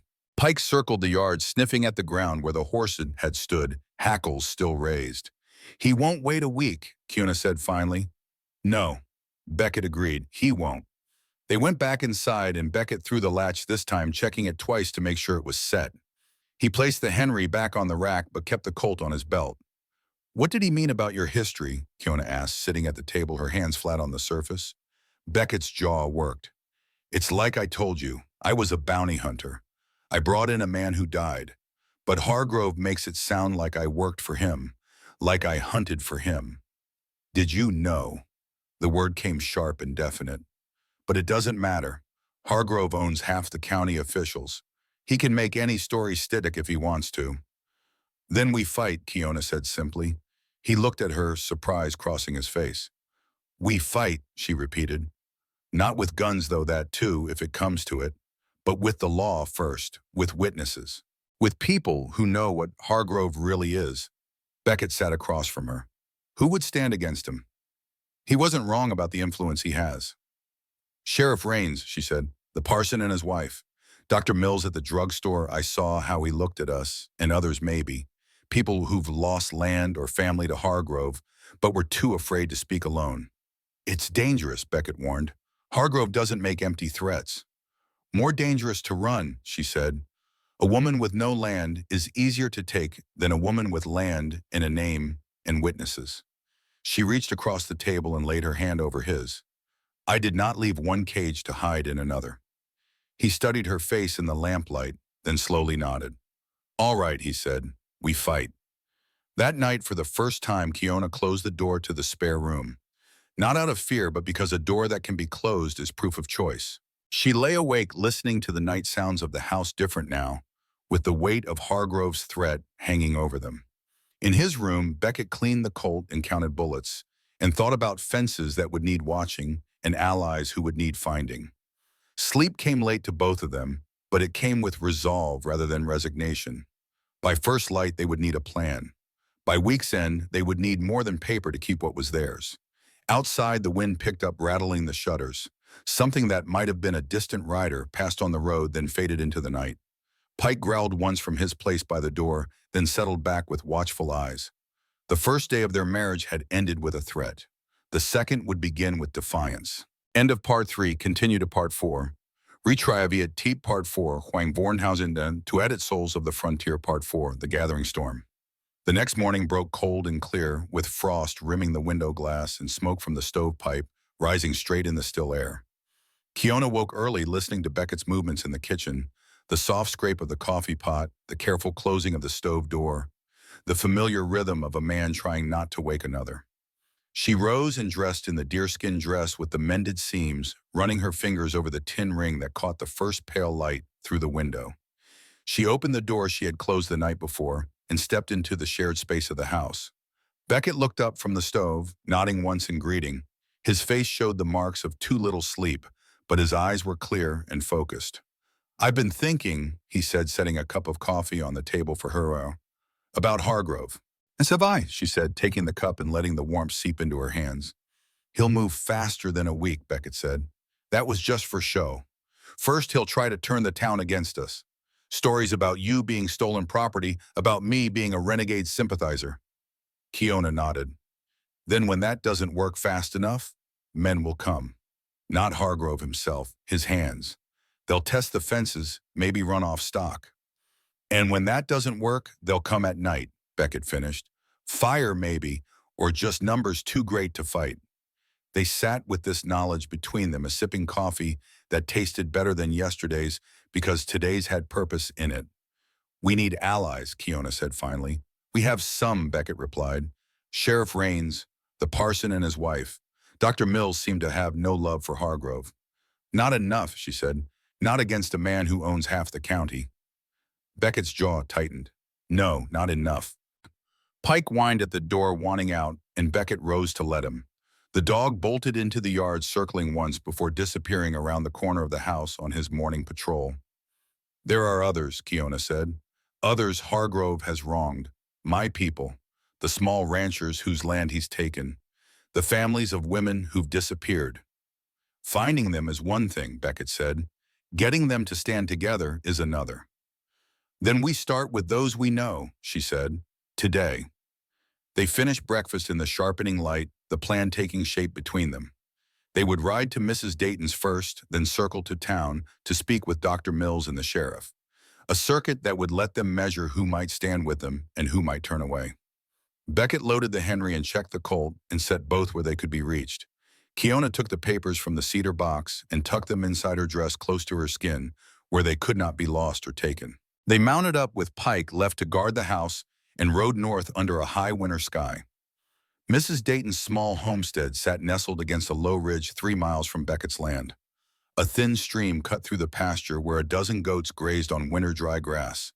Smoke rose from the stone chimney, and a woman's figure straightened from the garden patch as they approached. Mrs. Dayton was a widow of 10 years, standing with gray-streaked hair, tied back in a severe knot, and hands that showed the work of keeping a place alone. She watched them come with a stillness that betrayed neither welcome nor rejection. Morning, Charity, Beckett called as they neared. Beckett Shaw, she replied, setting down her trowel and wiping her hands on her apron. Heard you got married. News travels, he said, dismounting. News like that does. Her eyes moved to Kiona, who had also dismounted and stood straight beside her horse. This would be the bride, then. Kiona Shaw, Beckett said, and Kiona heard the quiet pride in the way he spoke the name. Mrs. Dayton's eyes narrowed slightly. Apache, she said, not a question. Yes, Kiona answered. Mrs. Dayton studied her for a long moment, then gave a single nod. Well, come inside then. Day's too cold for standing about. The inside of Mrs. Dayton's house was neat and warm, with dried herbs hanging from the rafters and a loom set up by the largest window. She poured coffee from a pot that seemed always ready and set 3 cups on the table without asking. Now, she said, sitting across from them, what brings you besides showing off a new wife? Hargrove, Beckett said, and the name changed the air in the room. Mrs. Dayton's face hardened. What's he done now? Came to our place last night, Beckett said. 5 riders, said he wants my land and he doesn't much care for my choice of wife. Threatened us, Kiona added. Said papers can burn. Said a judge would rule as he wished. Mrs. Dayton took a slow sip of her coffee. And you're here because we need to know who stands with us, Beckett said plainly, and who doesn't. A small smile touched the corner of Mrs. Dayton's mouth. Direct as always, Beckett. She set her cup down with precision. You know, Hargrove tried to buy me out 4 years ago, offered half what the place was worth. When I refused, my best milking goat was found with its throat cut. Her eyes had gone distant with the memory. Month later, my well was fouled. Month after that, my youngest boy was beaten in town for looking wrong at one of Hargrove's hands. She refocused on them. My boy left for California after that. Said there was no fighting a man like Hargrove. I stayed because this land is all I have left of my husband. We're not asking you to fight, Kiona said softly. Aren't you, though? Mrs. Dayton replied. Just by coming here, you're asking me to choose a side. And there's only 2 sides when it comes to Wilson Hargrove, his way or the hard way. Silence fell between them, broken only by the soft tick of a clock on the mantel. There are more than us, Beckett said finally, more who've lost to him. If enough stood together, How many would be enough? Mrs. Dayton cut in. How many would it take to stand against his money, his hired guns, his pet judge? She shook her head. You're dreaming, Beckett. Perhaps, Kiona said, but sometimes dreams are all we have to hold against men who would take everything else. Mrs. Dayton looked at her with new interest. You speak well for Tom. She stopped herself. For an Apache, Kiona finished. My father traded with settlers. He believed understanding your enemy was the first step to surviving them. And is that what we are, enemies? No, Kiona said. Enemies don't share coffee at the same table. Mrs. Dayton considered this, then rose and went to a chest in the corner. She returned with a small leather pouch and set it on the table. My husband's, she said. Carried it through the war, said it saved his life at Shiloh when it stopped a piece of shrapnel. She pushed it toward them. Inside is a letter, proof that Hargrove paid men to threaten homesteaders north of the creek. Proof I've been too afraid to use. Beckett reached for the pouch, but Mrs. Dayton kept her hand on it. If I give you this, I'm choosing sides. You understand that Hargrove will know. We understand, Beckett said, and we wouldn't ask if— You're not asking, she interrupted. I'm offering. She released the pouch. But know this one letter won't stop him. Words on paper mean nothing to a man like that. They mean something to the law, Kiona said. Mrs. Dayton's laugh was short and hard. The law. Sheriff Raines is a good man, but he's one man. And Judge Porter only comes through once a month, and he dines at Hargrove's table when he does. Then we find more than paper, Beckett said, tucking the pouch inside his coat. We find people, witnesses, those who've lost to Hargrove but live to tell of it. You'll need more than talk to face what's coming, Mrs. Dayton said. She rose and went to the back door, whistling sharply. A young man appeared from the barn, wiping his hands on a rag. My oldest Samuel, she explained, just back from Denver. Samuel Dayton was broad-shouldered and solemn-faced with his mother's direct gaze. He nodded to Beckett and looked curiously at Kiona as he entered.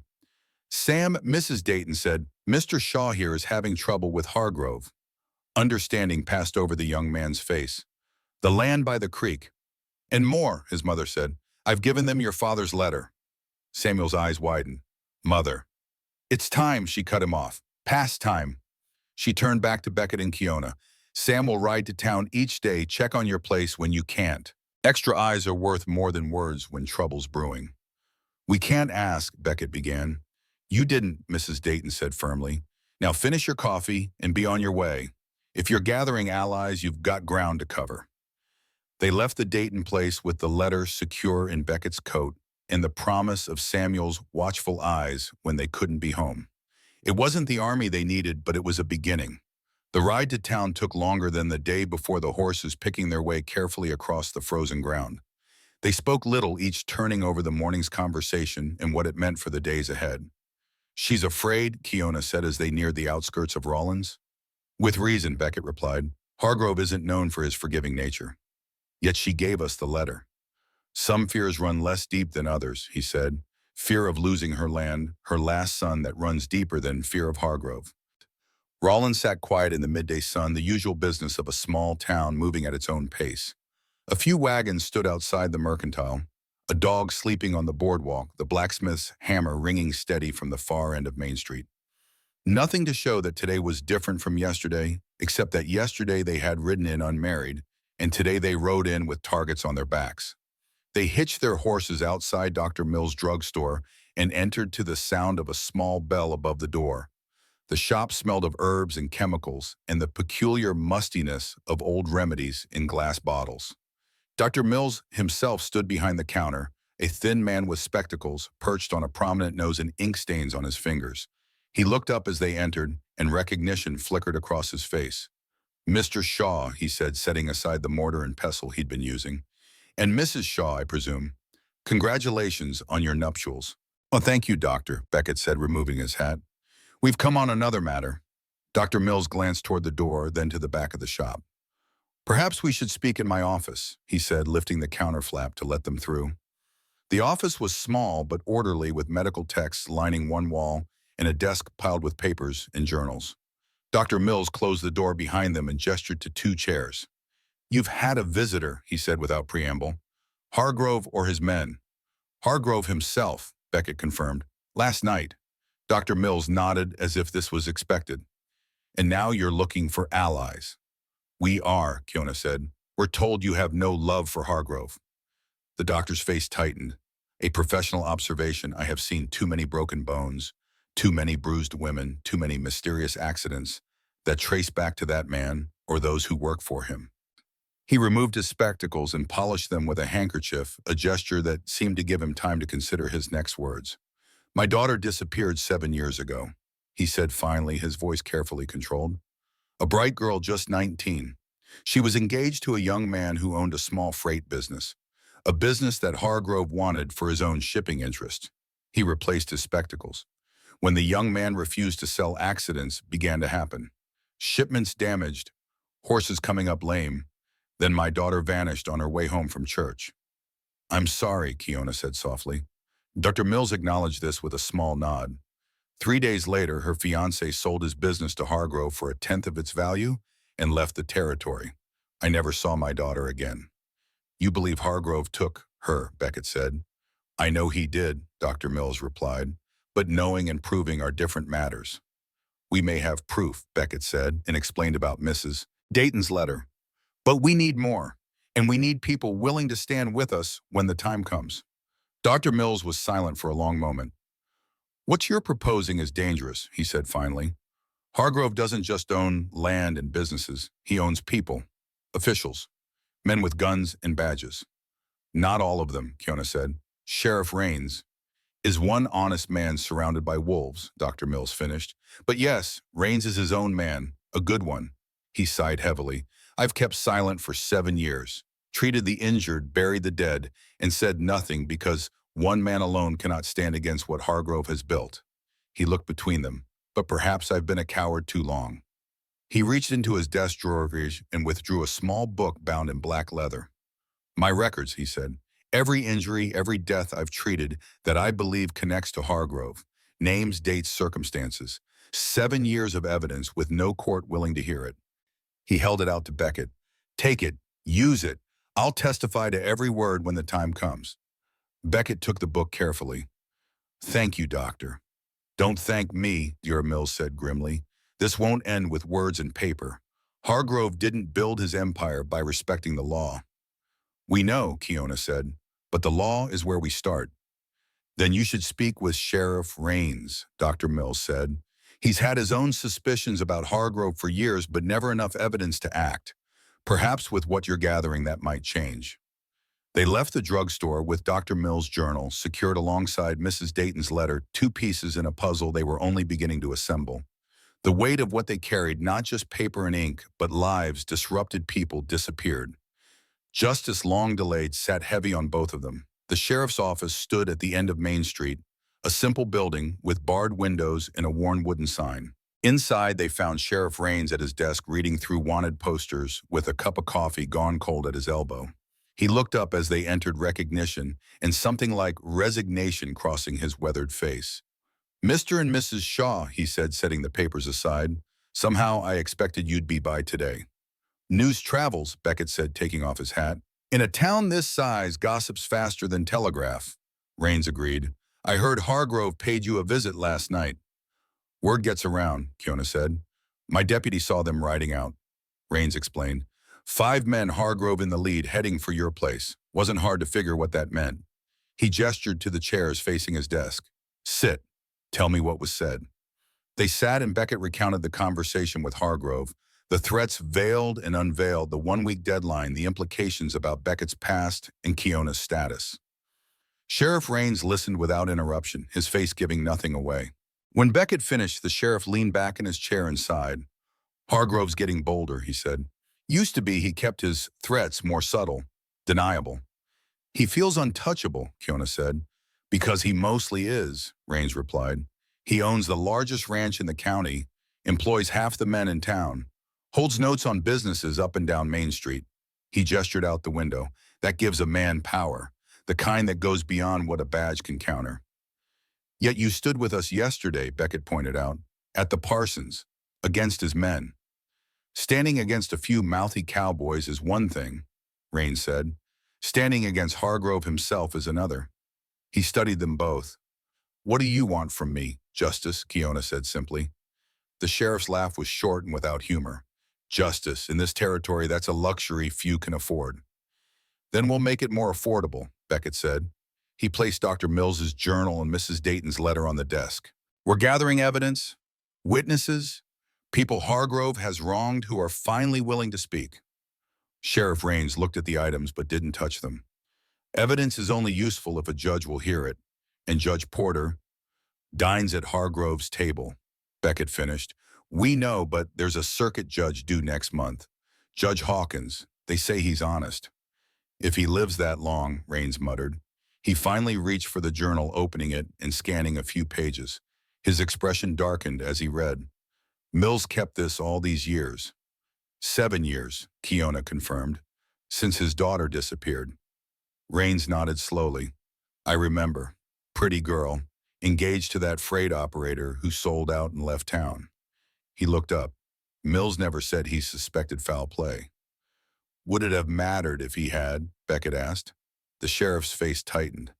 "Maybe not then. I was newer to the badge, had less to work with." He closed the journal. "But this is a start. If others are willing to stand with you to testify—" "They are," Keona said. "More will be." Raines studied them both for a long moment. "You know what you're starting. This isn't just about your land or your marriage. This is about breaking Hargrove's hold on this county. That won't come cheap or clean." "We know," Beckett said, "but some things are worth the pause." The sheriff rubbed a hand across his face, suddenly looking every one of his 58 years. "I've watched Hargrove build his empire for a decade," he said. "Seen good people run off their land, seen others disappear, seen the law twisted to serve his purposes. And I've done too little, told myself one man with a badge can't fight the tide." He straightened in his chair. "Maybe it's time that changed." "You'll stand with us?" Keona asked. "I'll uphold the law," Raines corrected, "which means I'll protect witnesses, secure evidence, and ensure Judge Hawkins gets a fair hearing of the facts when he arrives." He pushed the journal and letter back across the desk. "Keep these safe.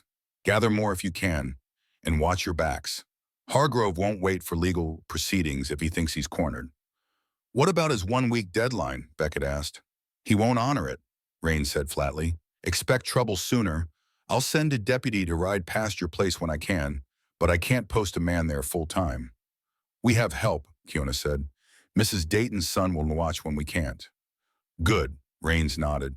"And I'd suggest stocking supplies, food, ammunition. Once Hargrove realizes what you're doing, he might try to cut you off. Make it hard to come to town." They left the sheriff's office with the evidence secured once more and a cautious sense that the day had gone better than they might have hoped.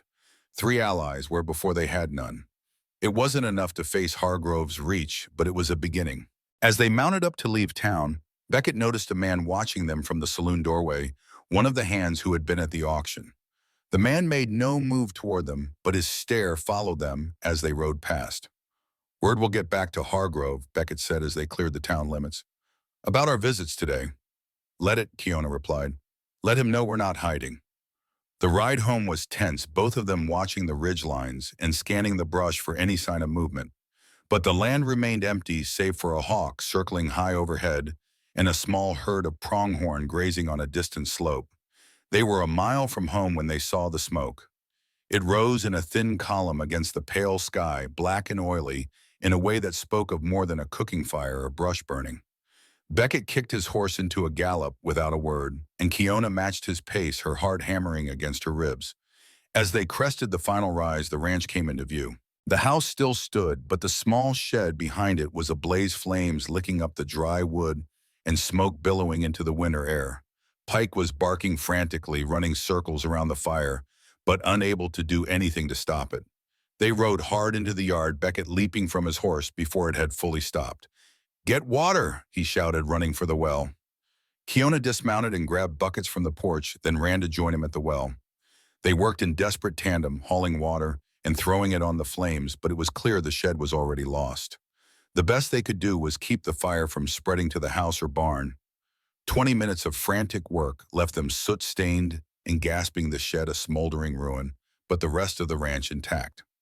Pike whined at their feet, his fur singed in places where he'd gotten too close to the flames. They weren't trying to burn us out, Beckett said, looking at the blackened timbers. Not yet. This was a message. Kiona nodded, wiping sweat and ash from her face. The first warning. They searched the yard carefully and found what they expected: hoof prints of several horses fresh enough to have been made within the hour. 4 riders, maybe 5, who had come while they were in town, set the fire and ridden off. Hargrove doesn't wait, Kiona said, studying the tracks. Just as Sheriff Raines said. Beckett's face was grim as he surveyed the damage. The shed had held tools, spare lumber seed for spring planting, things that could be replaced, but would cost money and time they could ill afford to spend. This is just the beginning, he said.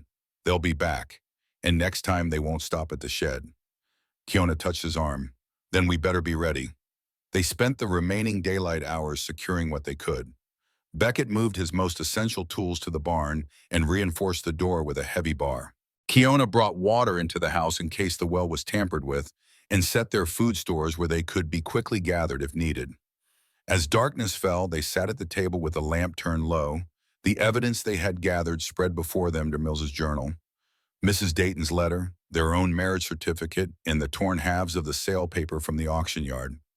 Pieces of a story that was still being written. Tomorrow we ride to the Apache camp at the reservation line, Kiona said. My cousin Winter Fox is there. He will have stories of Hargrove's men taking women stealing horses. It's risky, Beckett said. The Indian agent watches those camps closely. If he's in Hargrove's pocket, he is, Kiona confirmed. But there are ways to speak and he won't see or hear. My people have been hiding words from white men for generations. Beckett nodded slowly. All right, we leave at first light. They banked the stove for the night and checked the doors and windows, setting small tells that would alert them if anything had been disturbed, a thread across the door, a stick balanced on the sill. Small precautions against whatever might come in the darkness. In the spare room, their room now, though the name lingered, Kiona changed into the white shirt Beckett had given her that first day. It felt like a lifetime ago already. She ran her fingers over the tin ring on her finger, the simple band that now carried so much meaning. She turned to find Beckett watching her from the doorway, his face half in shadow. I'm sorry, he said quietly, for bringing this trouble to your door. It is our door now, she replied, and the trouble was coming either way. Hargrove would never have let an Apache woman leave that auction yard and live free. He crossed to her and took her hands in his calloused thumbs running gently over her knuckles. We'll fight, he said, and we might lose. You should know that. I've been losing all my life, Kiona said. My land, my people, my freedom. But I am still here. She met his eyes steadily. And now I have something worth fighting for. What's that? He asked. A choice, she said simply. My choice. To stand, to fight, to live or die as Kiona Shaw, not as someone's property. He nodded, once understanding in his eyes. Then we stand together. Outside, the wind picked up, rattling the repaired shutter. Something that might have been a distant rider passed on the road, then faded into the night. Pike growled once from his place by the door, then settled back with watchful eyes. Their second day of marriage had ended with fire. The third would begin with defiance. Dawn came with a thin gray light that barely penetrated the frost-covered windows. Kiona woke to the familiar sounds of Beckett moving through the house, the soft creak of floorboards, the careful closing of cabinet doors, the rhythmic scrape of a knife against the whetstone.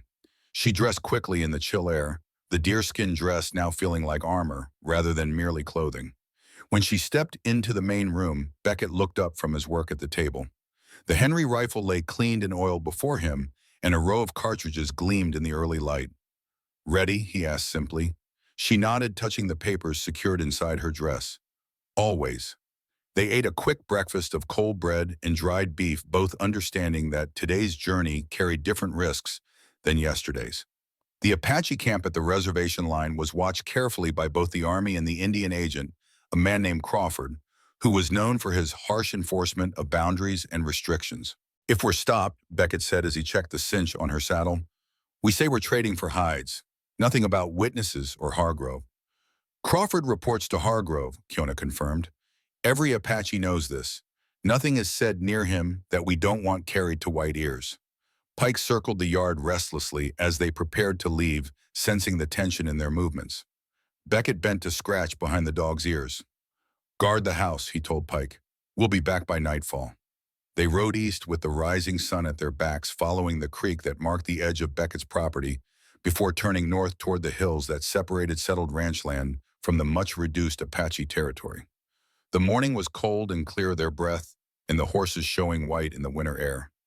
They spoke little during the ride, each absorbed in their own thoughts and watchful of the landscape around them. Once they spotted dust on the horizon that might have been riders, but it veered away to the north without approaching. By midday, they reached the boundary that marked the beginning of the reservation lands, a line that existed more firmly on government maps than it did on the actual terrain. A weathered sign with faded lettering warned that entry required permission from the Indian agent. "Beyond this point," Beckett said, reining in, "you lead." Keona nodded, appreciating that he understood what it meant to cross this boundary. For him, it was entering restricted territory. For her, it was returning to a shadow of what had once been home. They rode another hour following game trails rather than the more obvious paths that would be watched by the agent's scouts. The land grew rougher, less touched by white settlement, with juniper and piñon pine clustering on the rocky slopes. They crested a small rise, and the camp came into view below a collection of canvas tents and brush shelters arranged in a loose circle near a small stream. Several cooking fires sent thin columns of smoke into the air, and figures moved between the dwellings carrying water or tending to daily tasks. Keona halted her horse and studied the camp carefully. "No soldiers visible," she said, "and Crawford's wagon isn't there. This is good." "How will they receive us?" Beckett asked, aware that his presence as a white man would not be welcomed by all. "With caution," she answered truthfully, "but my cousin Winter Fox is an elder now. His word carries weight." They approached slowly, making no attempt to conceal their arrival. Before they reached the first dwellings, 3 men on horseback rode out to meet them. They carried no visible weapons, but Beckett knew that didn't mean they were unarmed. Keona raised her hand in greeting and spoke in Apache. The lead rider, an older man with deep lines etched into his face, responded in the same language. His eyes moved constantly between Keona and Beckett, assessing, measuring. After a brief exchange, Keona turned to Beckett. "This is Strong Walker. He will take us to Winter Fox." The Apache riders escorted them into the camp, where their arrival drew curious stares from women working outside the tents and children who paused in their play to watch the strangers. Beckett felt the weight of dozens of eyes upon him, questioning his presence in this place. They dismounted outside a larger tent set somewhat apart from the others. Strong Walker spoke to the guard at the entrance, who disappeared inside. A moment later, an elderly man emerged, his face weathered as old leather, but his eyes sharp and clear. "Winter Fox," Keona said, stepping forward. The old man studied her for a long moment, then broke into a smile that transformed his stern features. He spoke rapidly in Apache, clasping Keona's hands in his. "My cousin welcomes us," she translated for Beckett. "He thought I was dead." Winter Fox turned his attention to Beckett, his expression returning to careful neutrality. He spoke again, and Keona translated. "He asked why you bring me here with a white man's ring on my finger." Beckett met the old man's gaze directly. "Tell him I bring you with your own choice on your finger," he replied, "and we come seeking truth about a man who has wronged both our peoples." When Keona translated, Winter Fox's eyebrows rose slightly. He gestured for them to enter the tent. Inside, the air was warm from a small fire pit at the center, the smoke rising through a hole in the roof. Winter Fox sat cross-legged on a blanket and motioned for them to do the same. A young woman brought them cups of hot tea made from local herbs, then withdrew silently. For the next hour, Keona and Winter Fox spoke in Apache, the conversation flowing like water around stones, touching on family events since they had last met, careful questions about her captivity and marriage. Beckett sat patiently, understanding that this reconnection was necessary before any business could be discussed. Finally, Winter Fox turned to Beckett and spoke in halting but clear English. "My cousin says you save her from bad men, that you give paper and name but ask nothing. This true? It's true I tore the paper that would have made her property," Beckett answered, "but she saved herself by her own strength. I only opened a door." Winter Fox nodded slowly, seeming to approve of this answer. "Why you come here now, dangerous for white man. More dangerous for Apache woman with white man." Keona leaned forward. "We seek witnesses against Wilson Hargrove," she said in English, the name falling like a stone between them. Winter Fox's face hardened at the name. He spoke a few sharp words in Apache, then switched back to English. "Hargrove, bad spirit, takes land, takes women, takes life. He's threatening our home," Beckett explained, "and he has done this to others for years. We're gathering evidence to bring before a judge who might listen." "Judge," Winter Fox's laugh was short and bitter. "White judge listened to Apache words." "This one might," Kiona said. "If enough speak together, white and Apache both." Winter Fox was silent for a long moment, staring into the fire. When he looked up, his eyes were distant with memory. "3 summers passed," he said slowly. "Hargrove men come in night, take 4 young women, say they trespass on ranch land. We tell Agent Crawford. He say nothing can do. Women never return."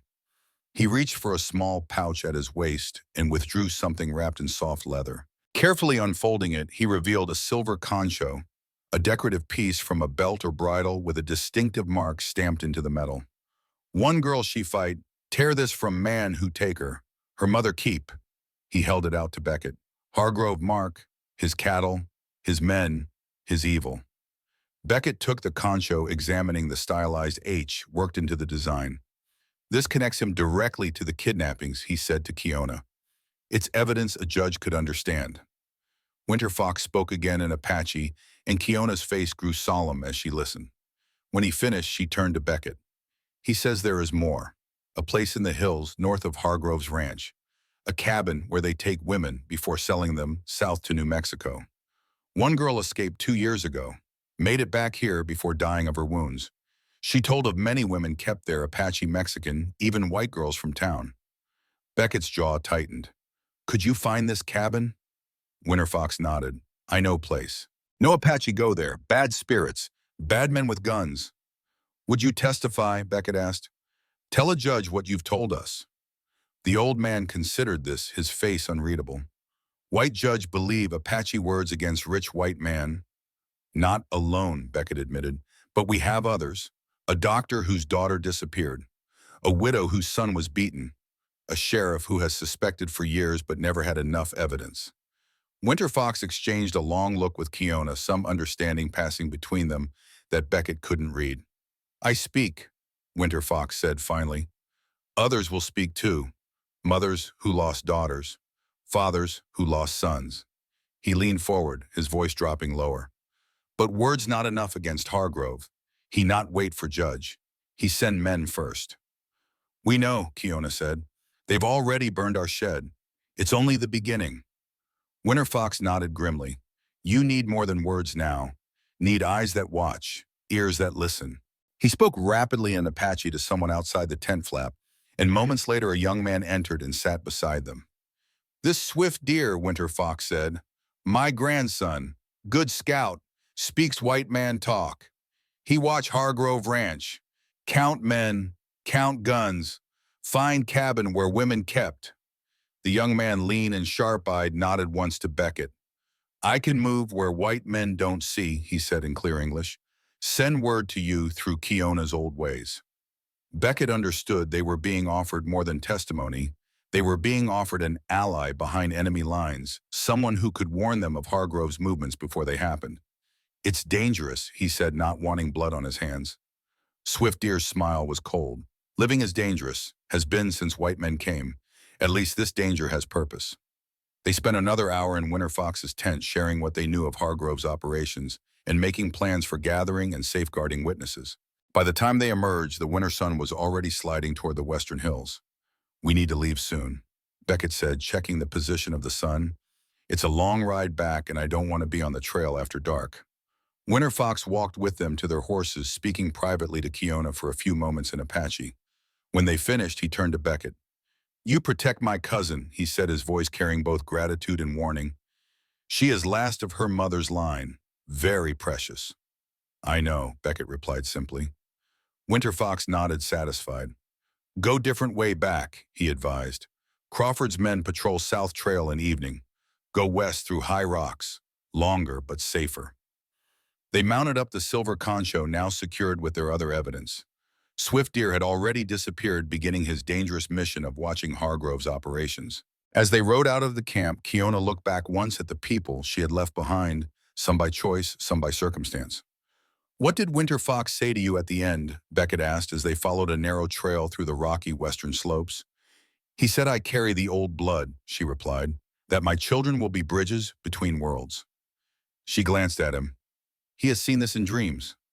Beckett nodded, accepting this as he had learned to accept many things that didn't fit neatly into the white man's understanding of the world. They rode in companionable silence as the light began to fade, picking their way carefully through terrain too rough for speed. The horses were tired, and both riders were alert for any sign of danger. They were still an hour from home when Kiona reined in, suddenly raising her hand for silence. Beckett halted beside her, listening. At first he heard nothing beyond the normal sounds of evening, the distant cry of a hawk, the whisper of wind through juniper branches. Then he caught it, the faint but distinctive sound of horses moving at speed coming from the direction of their ranch. "Riders," he said quietly. "More than two." Kiona nodded, her face tight with concern. "Moving fast from our land." Without another word, they urged their tired horses forward, following a route that would bring them to the ranch from the north instead of the east. The rocky ground made for slow going, but it also allowed them to approach unseen, cresting the final rise as the last light was fading from the sky. What they saw froze the blood in their veins. Smoke. Not the thin wisp from a cooking fire or the small black column from the shed burning. This was a billowing cloud that rose from where their barn had stood, flames still visible even from this distance as they consumed the wooden structure. "No." Beckett breathed, already spurring his horse forward. They galloped the final distance, caution abandoned in the face of what lay before them. As they thundered into the yard, the full extent of the damage became clear. The barn was entirely engulfed beyond any hope of saving. The corral fence had been torn down in places, and the gate hung from a single hinge. Pike was nowhere to be seen. "Pike?" Beckett called, his voice cracking with strain. "Pike?" A weak bark answered from behind the house, and they both ran toward the sound. They found the dog, lying in the shadows, blood matting the fur on his right shoulder where a bullet had grazed him. Kiona knelt beside the injured animal, checking the wound with gentle hands. "Not deep," she said with relief. "He will heal." Beckett ran a shaking hand over the dog's head, then stood to survey the rest of the property. The house still stood, but several windows had been broken, and the front door hung open, swinging slightly in the evening breeze. "Stay here," he told Kiona, drawing the Colt from his holster. "No," she said firmly, rising to stand beside him. "Together." They approached the house cautiously, Beckett leading with the pistol ready. The front room had been ransacked, furniture overturned, the stovepipe knocked loose, dishes shattered on the floor. But the real damage was more deliberate. The cedar chest Beckett had made lay splintered, its contents scattered. The shelf where they had kept their papers had been cleared, everything thrown to the floor and trampled. Kiona moved quickly to where the tobacco tin had fallen, its lid sprung open and contents spilled. The parson's certificate was gone. So was Mrs. Dayton's letter.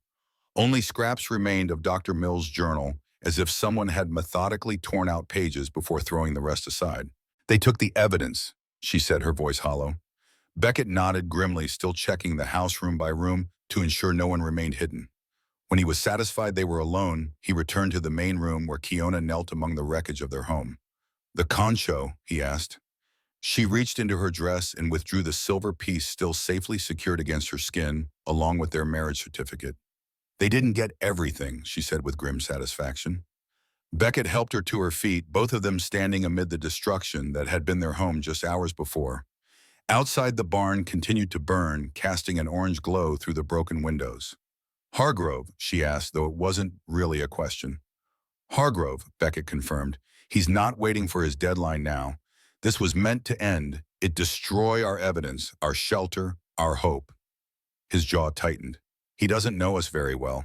They worked through the night, salvaging what they could. The barn was a total loss, but the house, despite the damage, could be secured enough to keep out the night's chill. They boarded the broken windows with planks from the porch steps and hung a blanket over the damaged door. Pike lay near the stove, his wound cleaned and bandaged, watching them with solemn eyes as they put their home back together piece by piece. By dawn, they had restored some semblance of order to the main room, though the evidence of violence remained in every splintered board and broken dish. As the first gray light filtered through the boarded windows, Beckett sat heavily at the righted table, exhaustion finally catching up to him. Kiona joined him, her hands raw from hours of work, but her eyes clear and determined. "They think this will make us run," she said, "or make us easier to kill next time," Beckett added grimly. "Without shelter, without allies, without evidence. What do we do now?" Beckett reached across the table and took her hand, his calloused thumb running over the tin ring that had somehow survived the destruction. "We fight," he said simply. "But not here, not now. We're town," he said, "in the open where Sheriff Raines can see, where there are witnesses.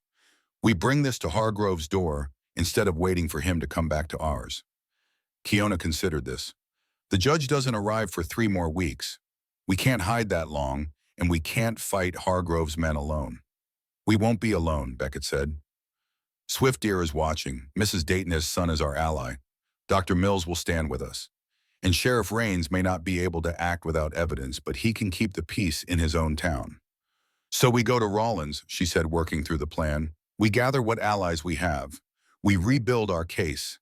And we force Hargrove to act in public where even his money can't hide everything." Beckett's face was set with determination.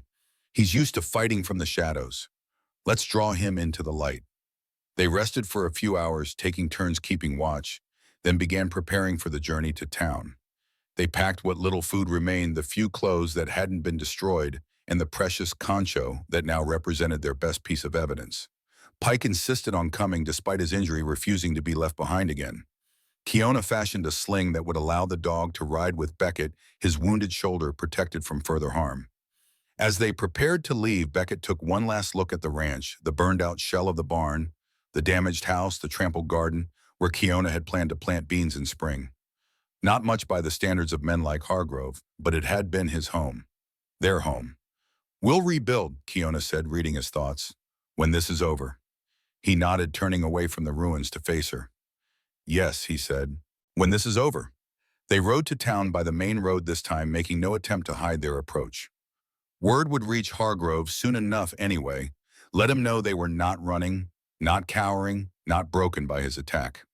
Rollins appeared on the horizon just before noon, the usual bustle of a small town going about its business. As they rode down Main Street, people stopped to stare at their soot-stained clothes, at Pike in his makeshift sling, at the grim determination on their faces. They hitched their horses outside the sheriff's office and entered to find Raines at his desk, sorting through wanted posters. He looked up as they entered, his weathered face registering shock at their appearance. "What in God's name?" he began, rising quickly. "Hargrove's men," Beckett said simply, "burned the barn, ransacked the house, took the evidence we'd gathered."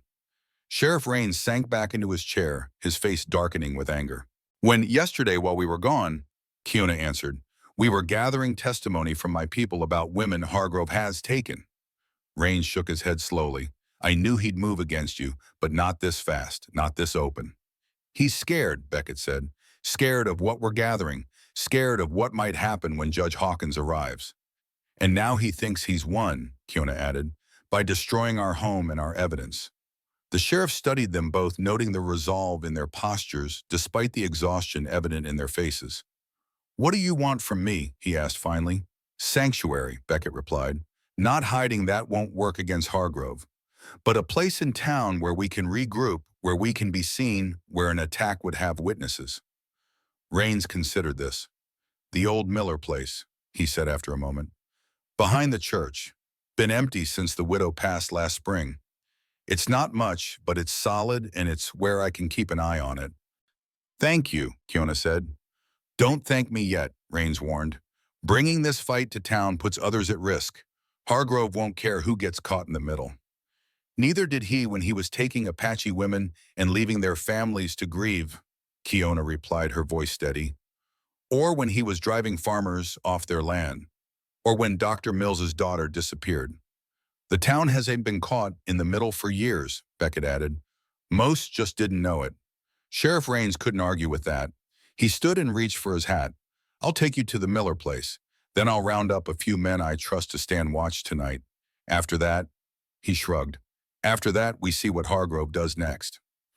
As they left the sheriff's office, Esther Mills approached from across the street, his face lined with concern. "I heard you were back," he said, eyes taking in their appearance, "and that there was trouble." "Hargrove's men burned us out," Beckett confirmed. "Took the evidence, including your journal." The doctor's face paled.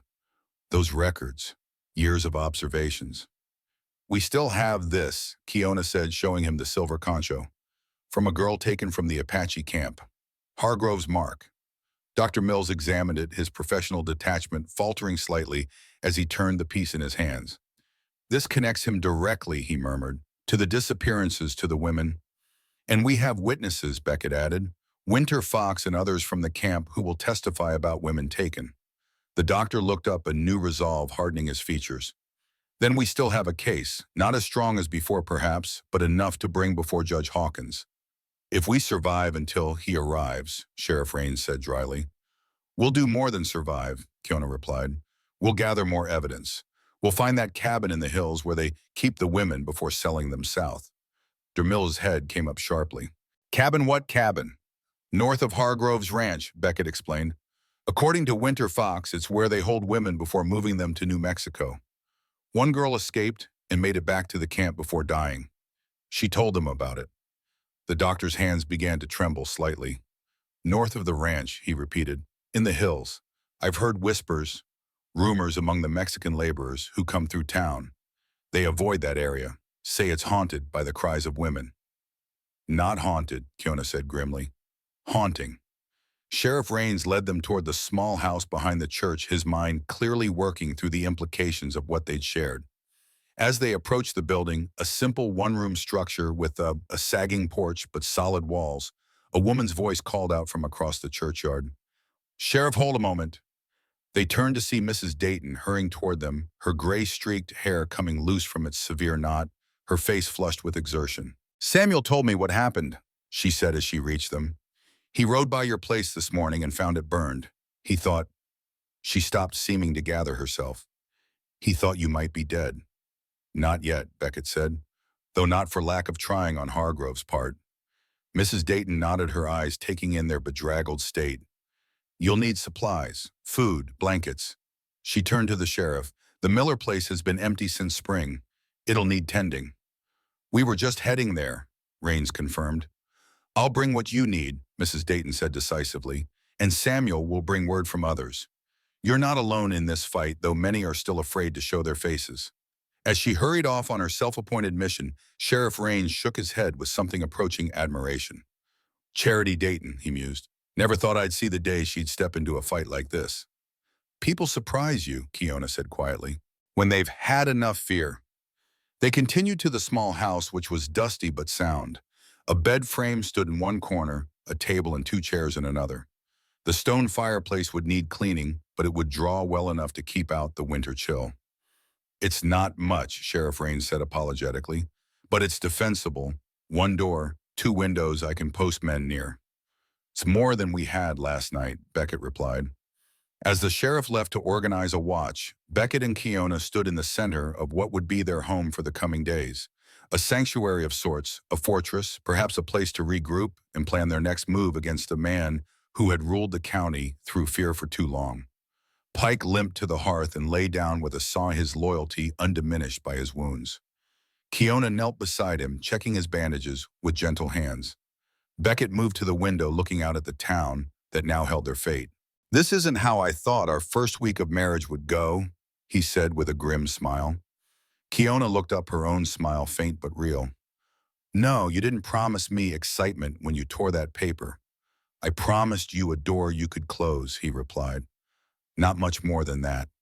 She rose and came to stand beside him, her shoulder touching his as they looked out at Rollins together. "You gave me a choice," she said quietly. "No one had given me that in a long time. The rest," she gestured at their circumstances. "This is just the cost of choosing freedom over fear." Beckett turned to her, studying the face that had become more dear to him than he had thought possible in so short a time. He reached out and gently traced the line of her cheek, his calloused fingers rough against her skin. "When this is over," he said, "I'll build you a home no one can burn, with doors that close and windows that don't stick in winter." "When this is over," she replied, taking his hand and holding it against her heart, "we'll build it together." Outside, the afternoon sun cast long shadows across the churchyard. In the distance, a rider moved quickly out of town, heading north toward Hargrove's ranch. The message would be delivered soon. The Shaws had not run, had not hidden, had not broken. The battle for justice and for home had only just begun.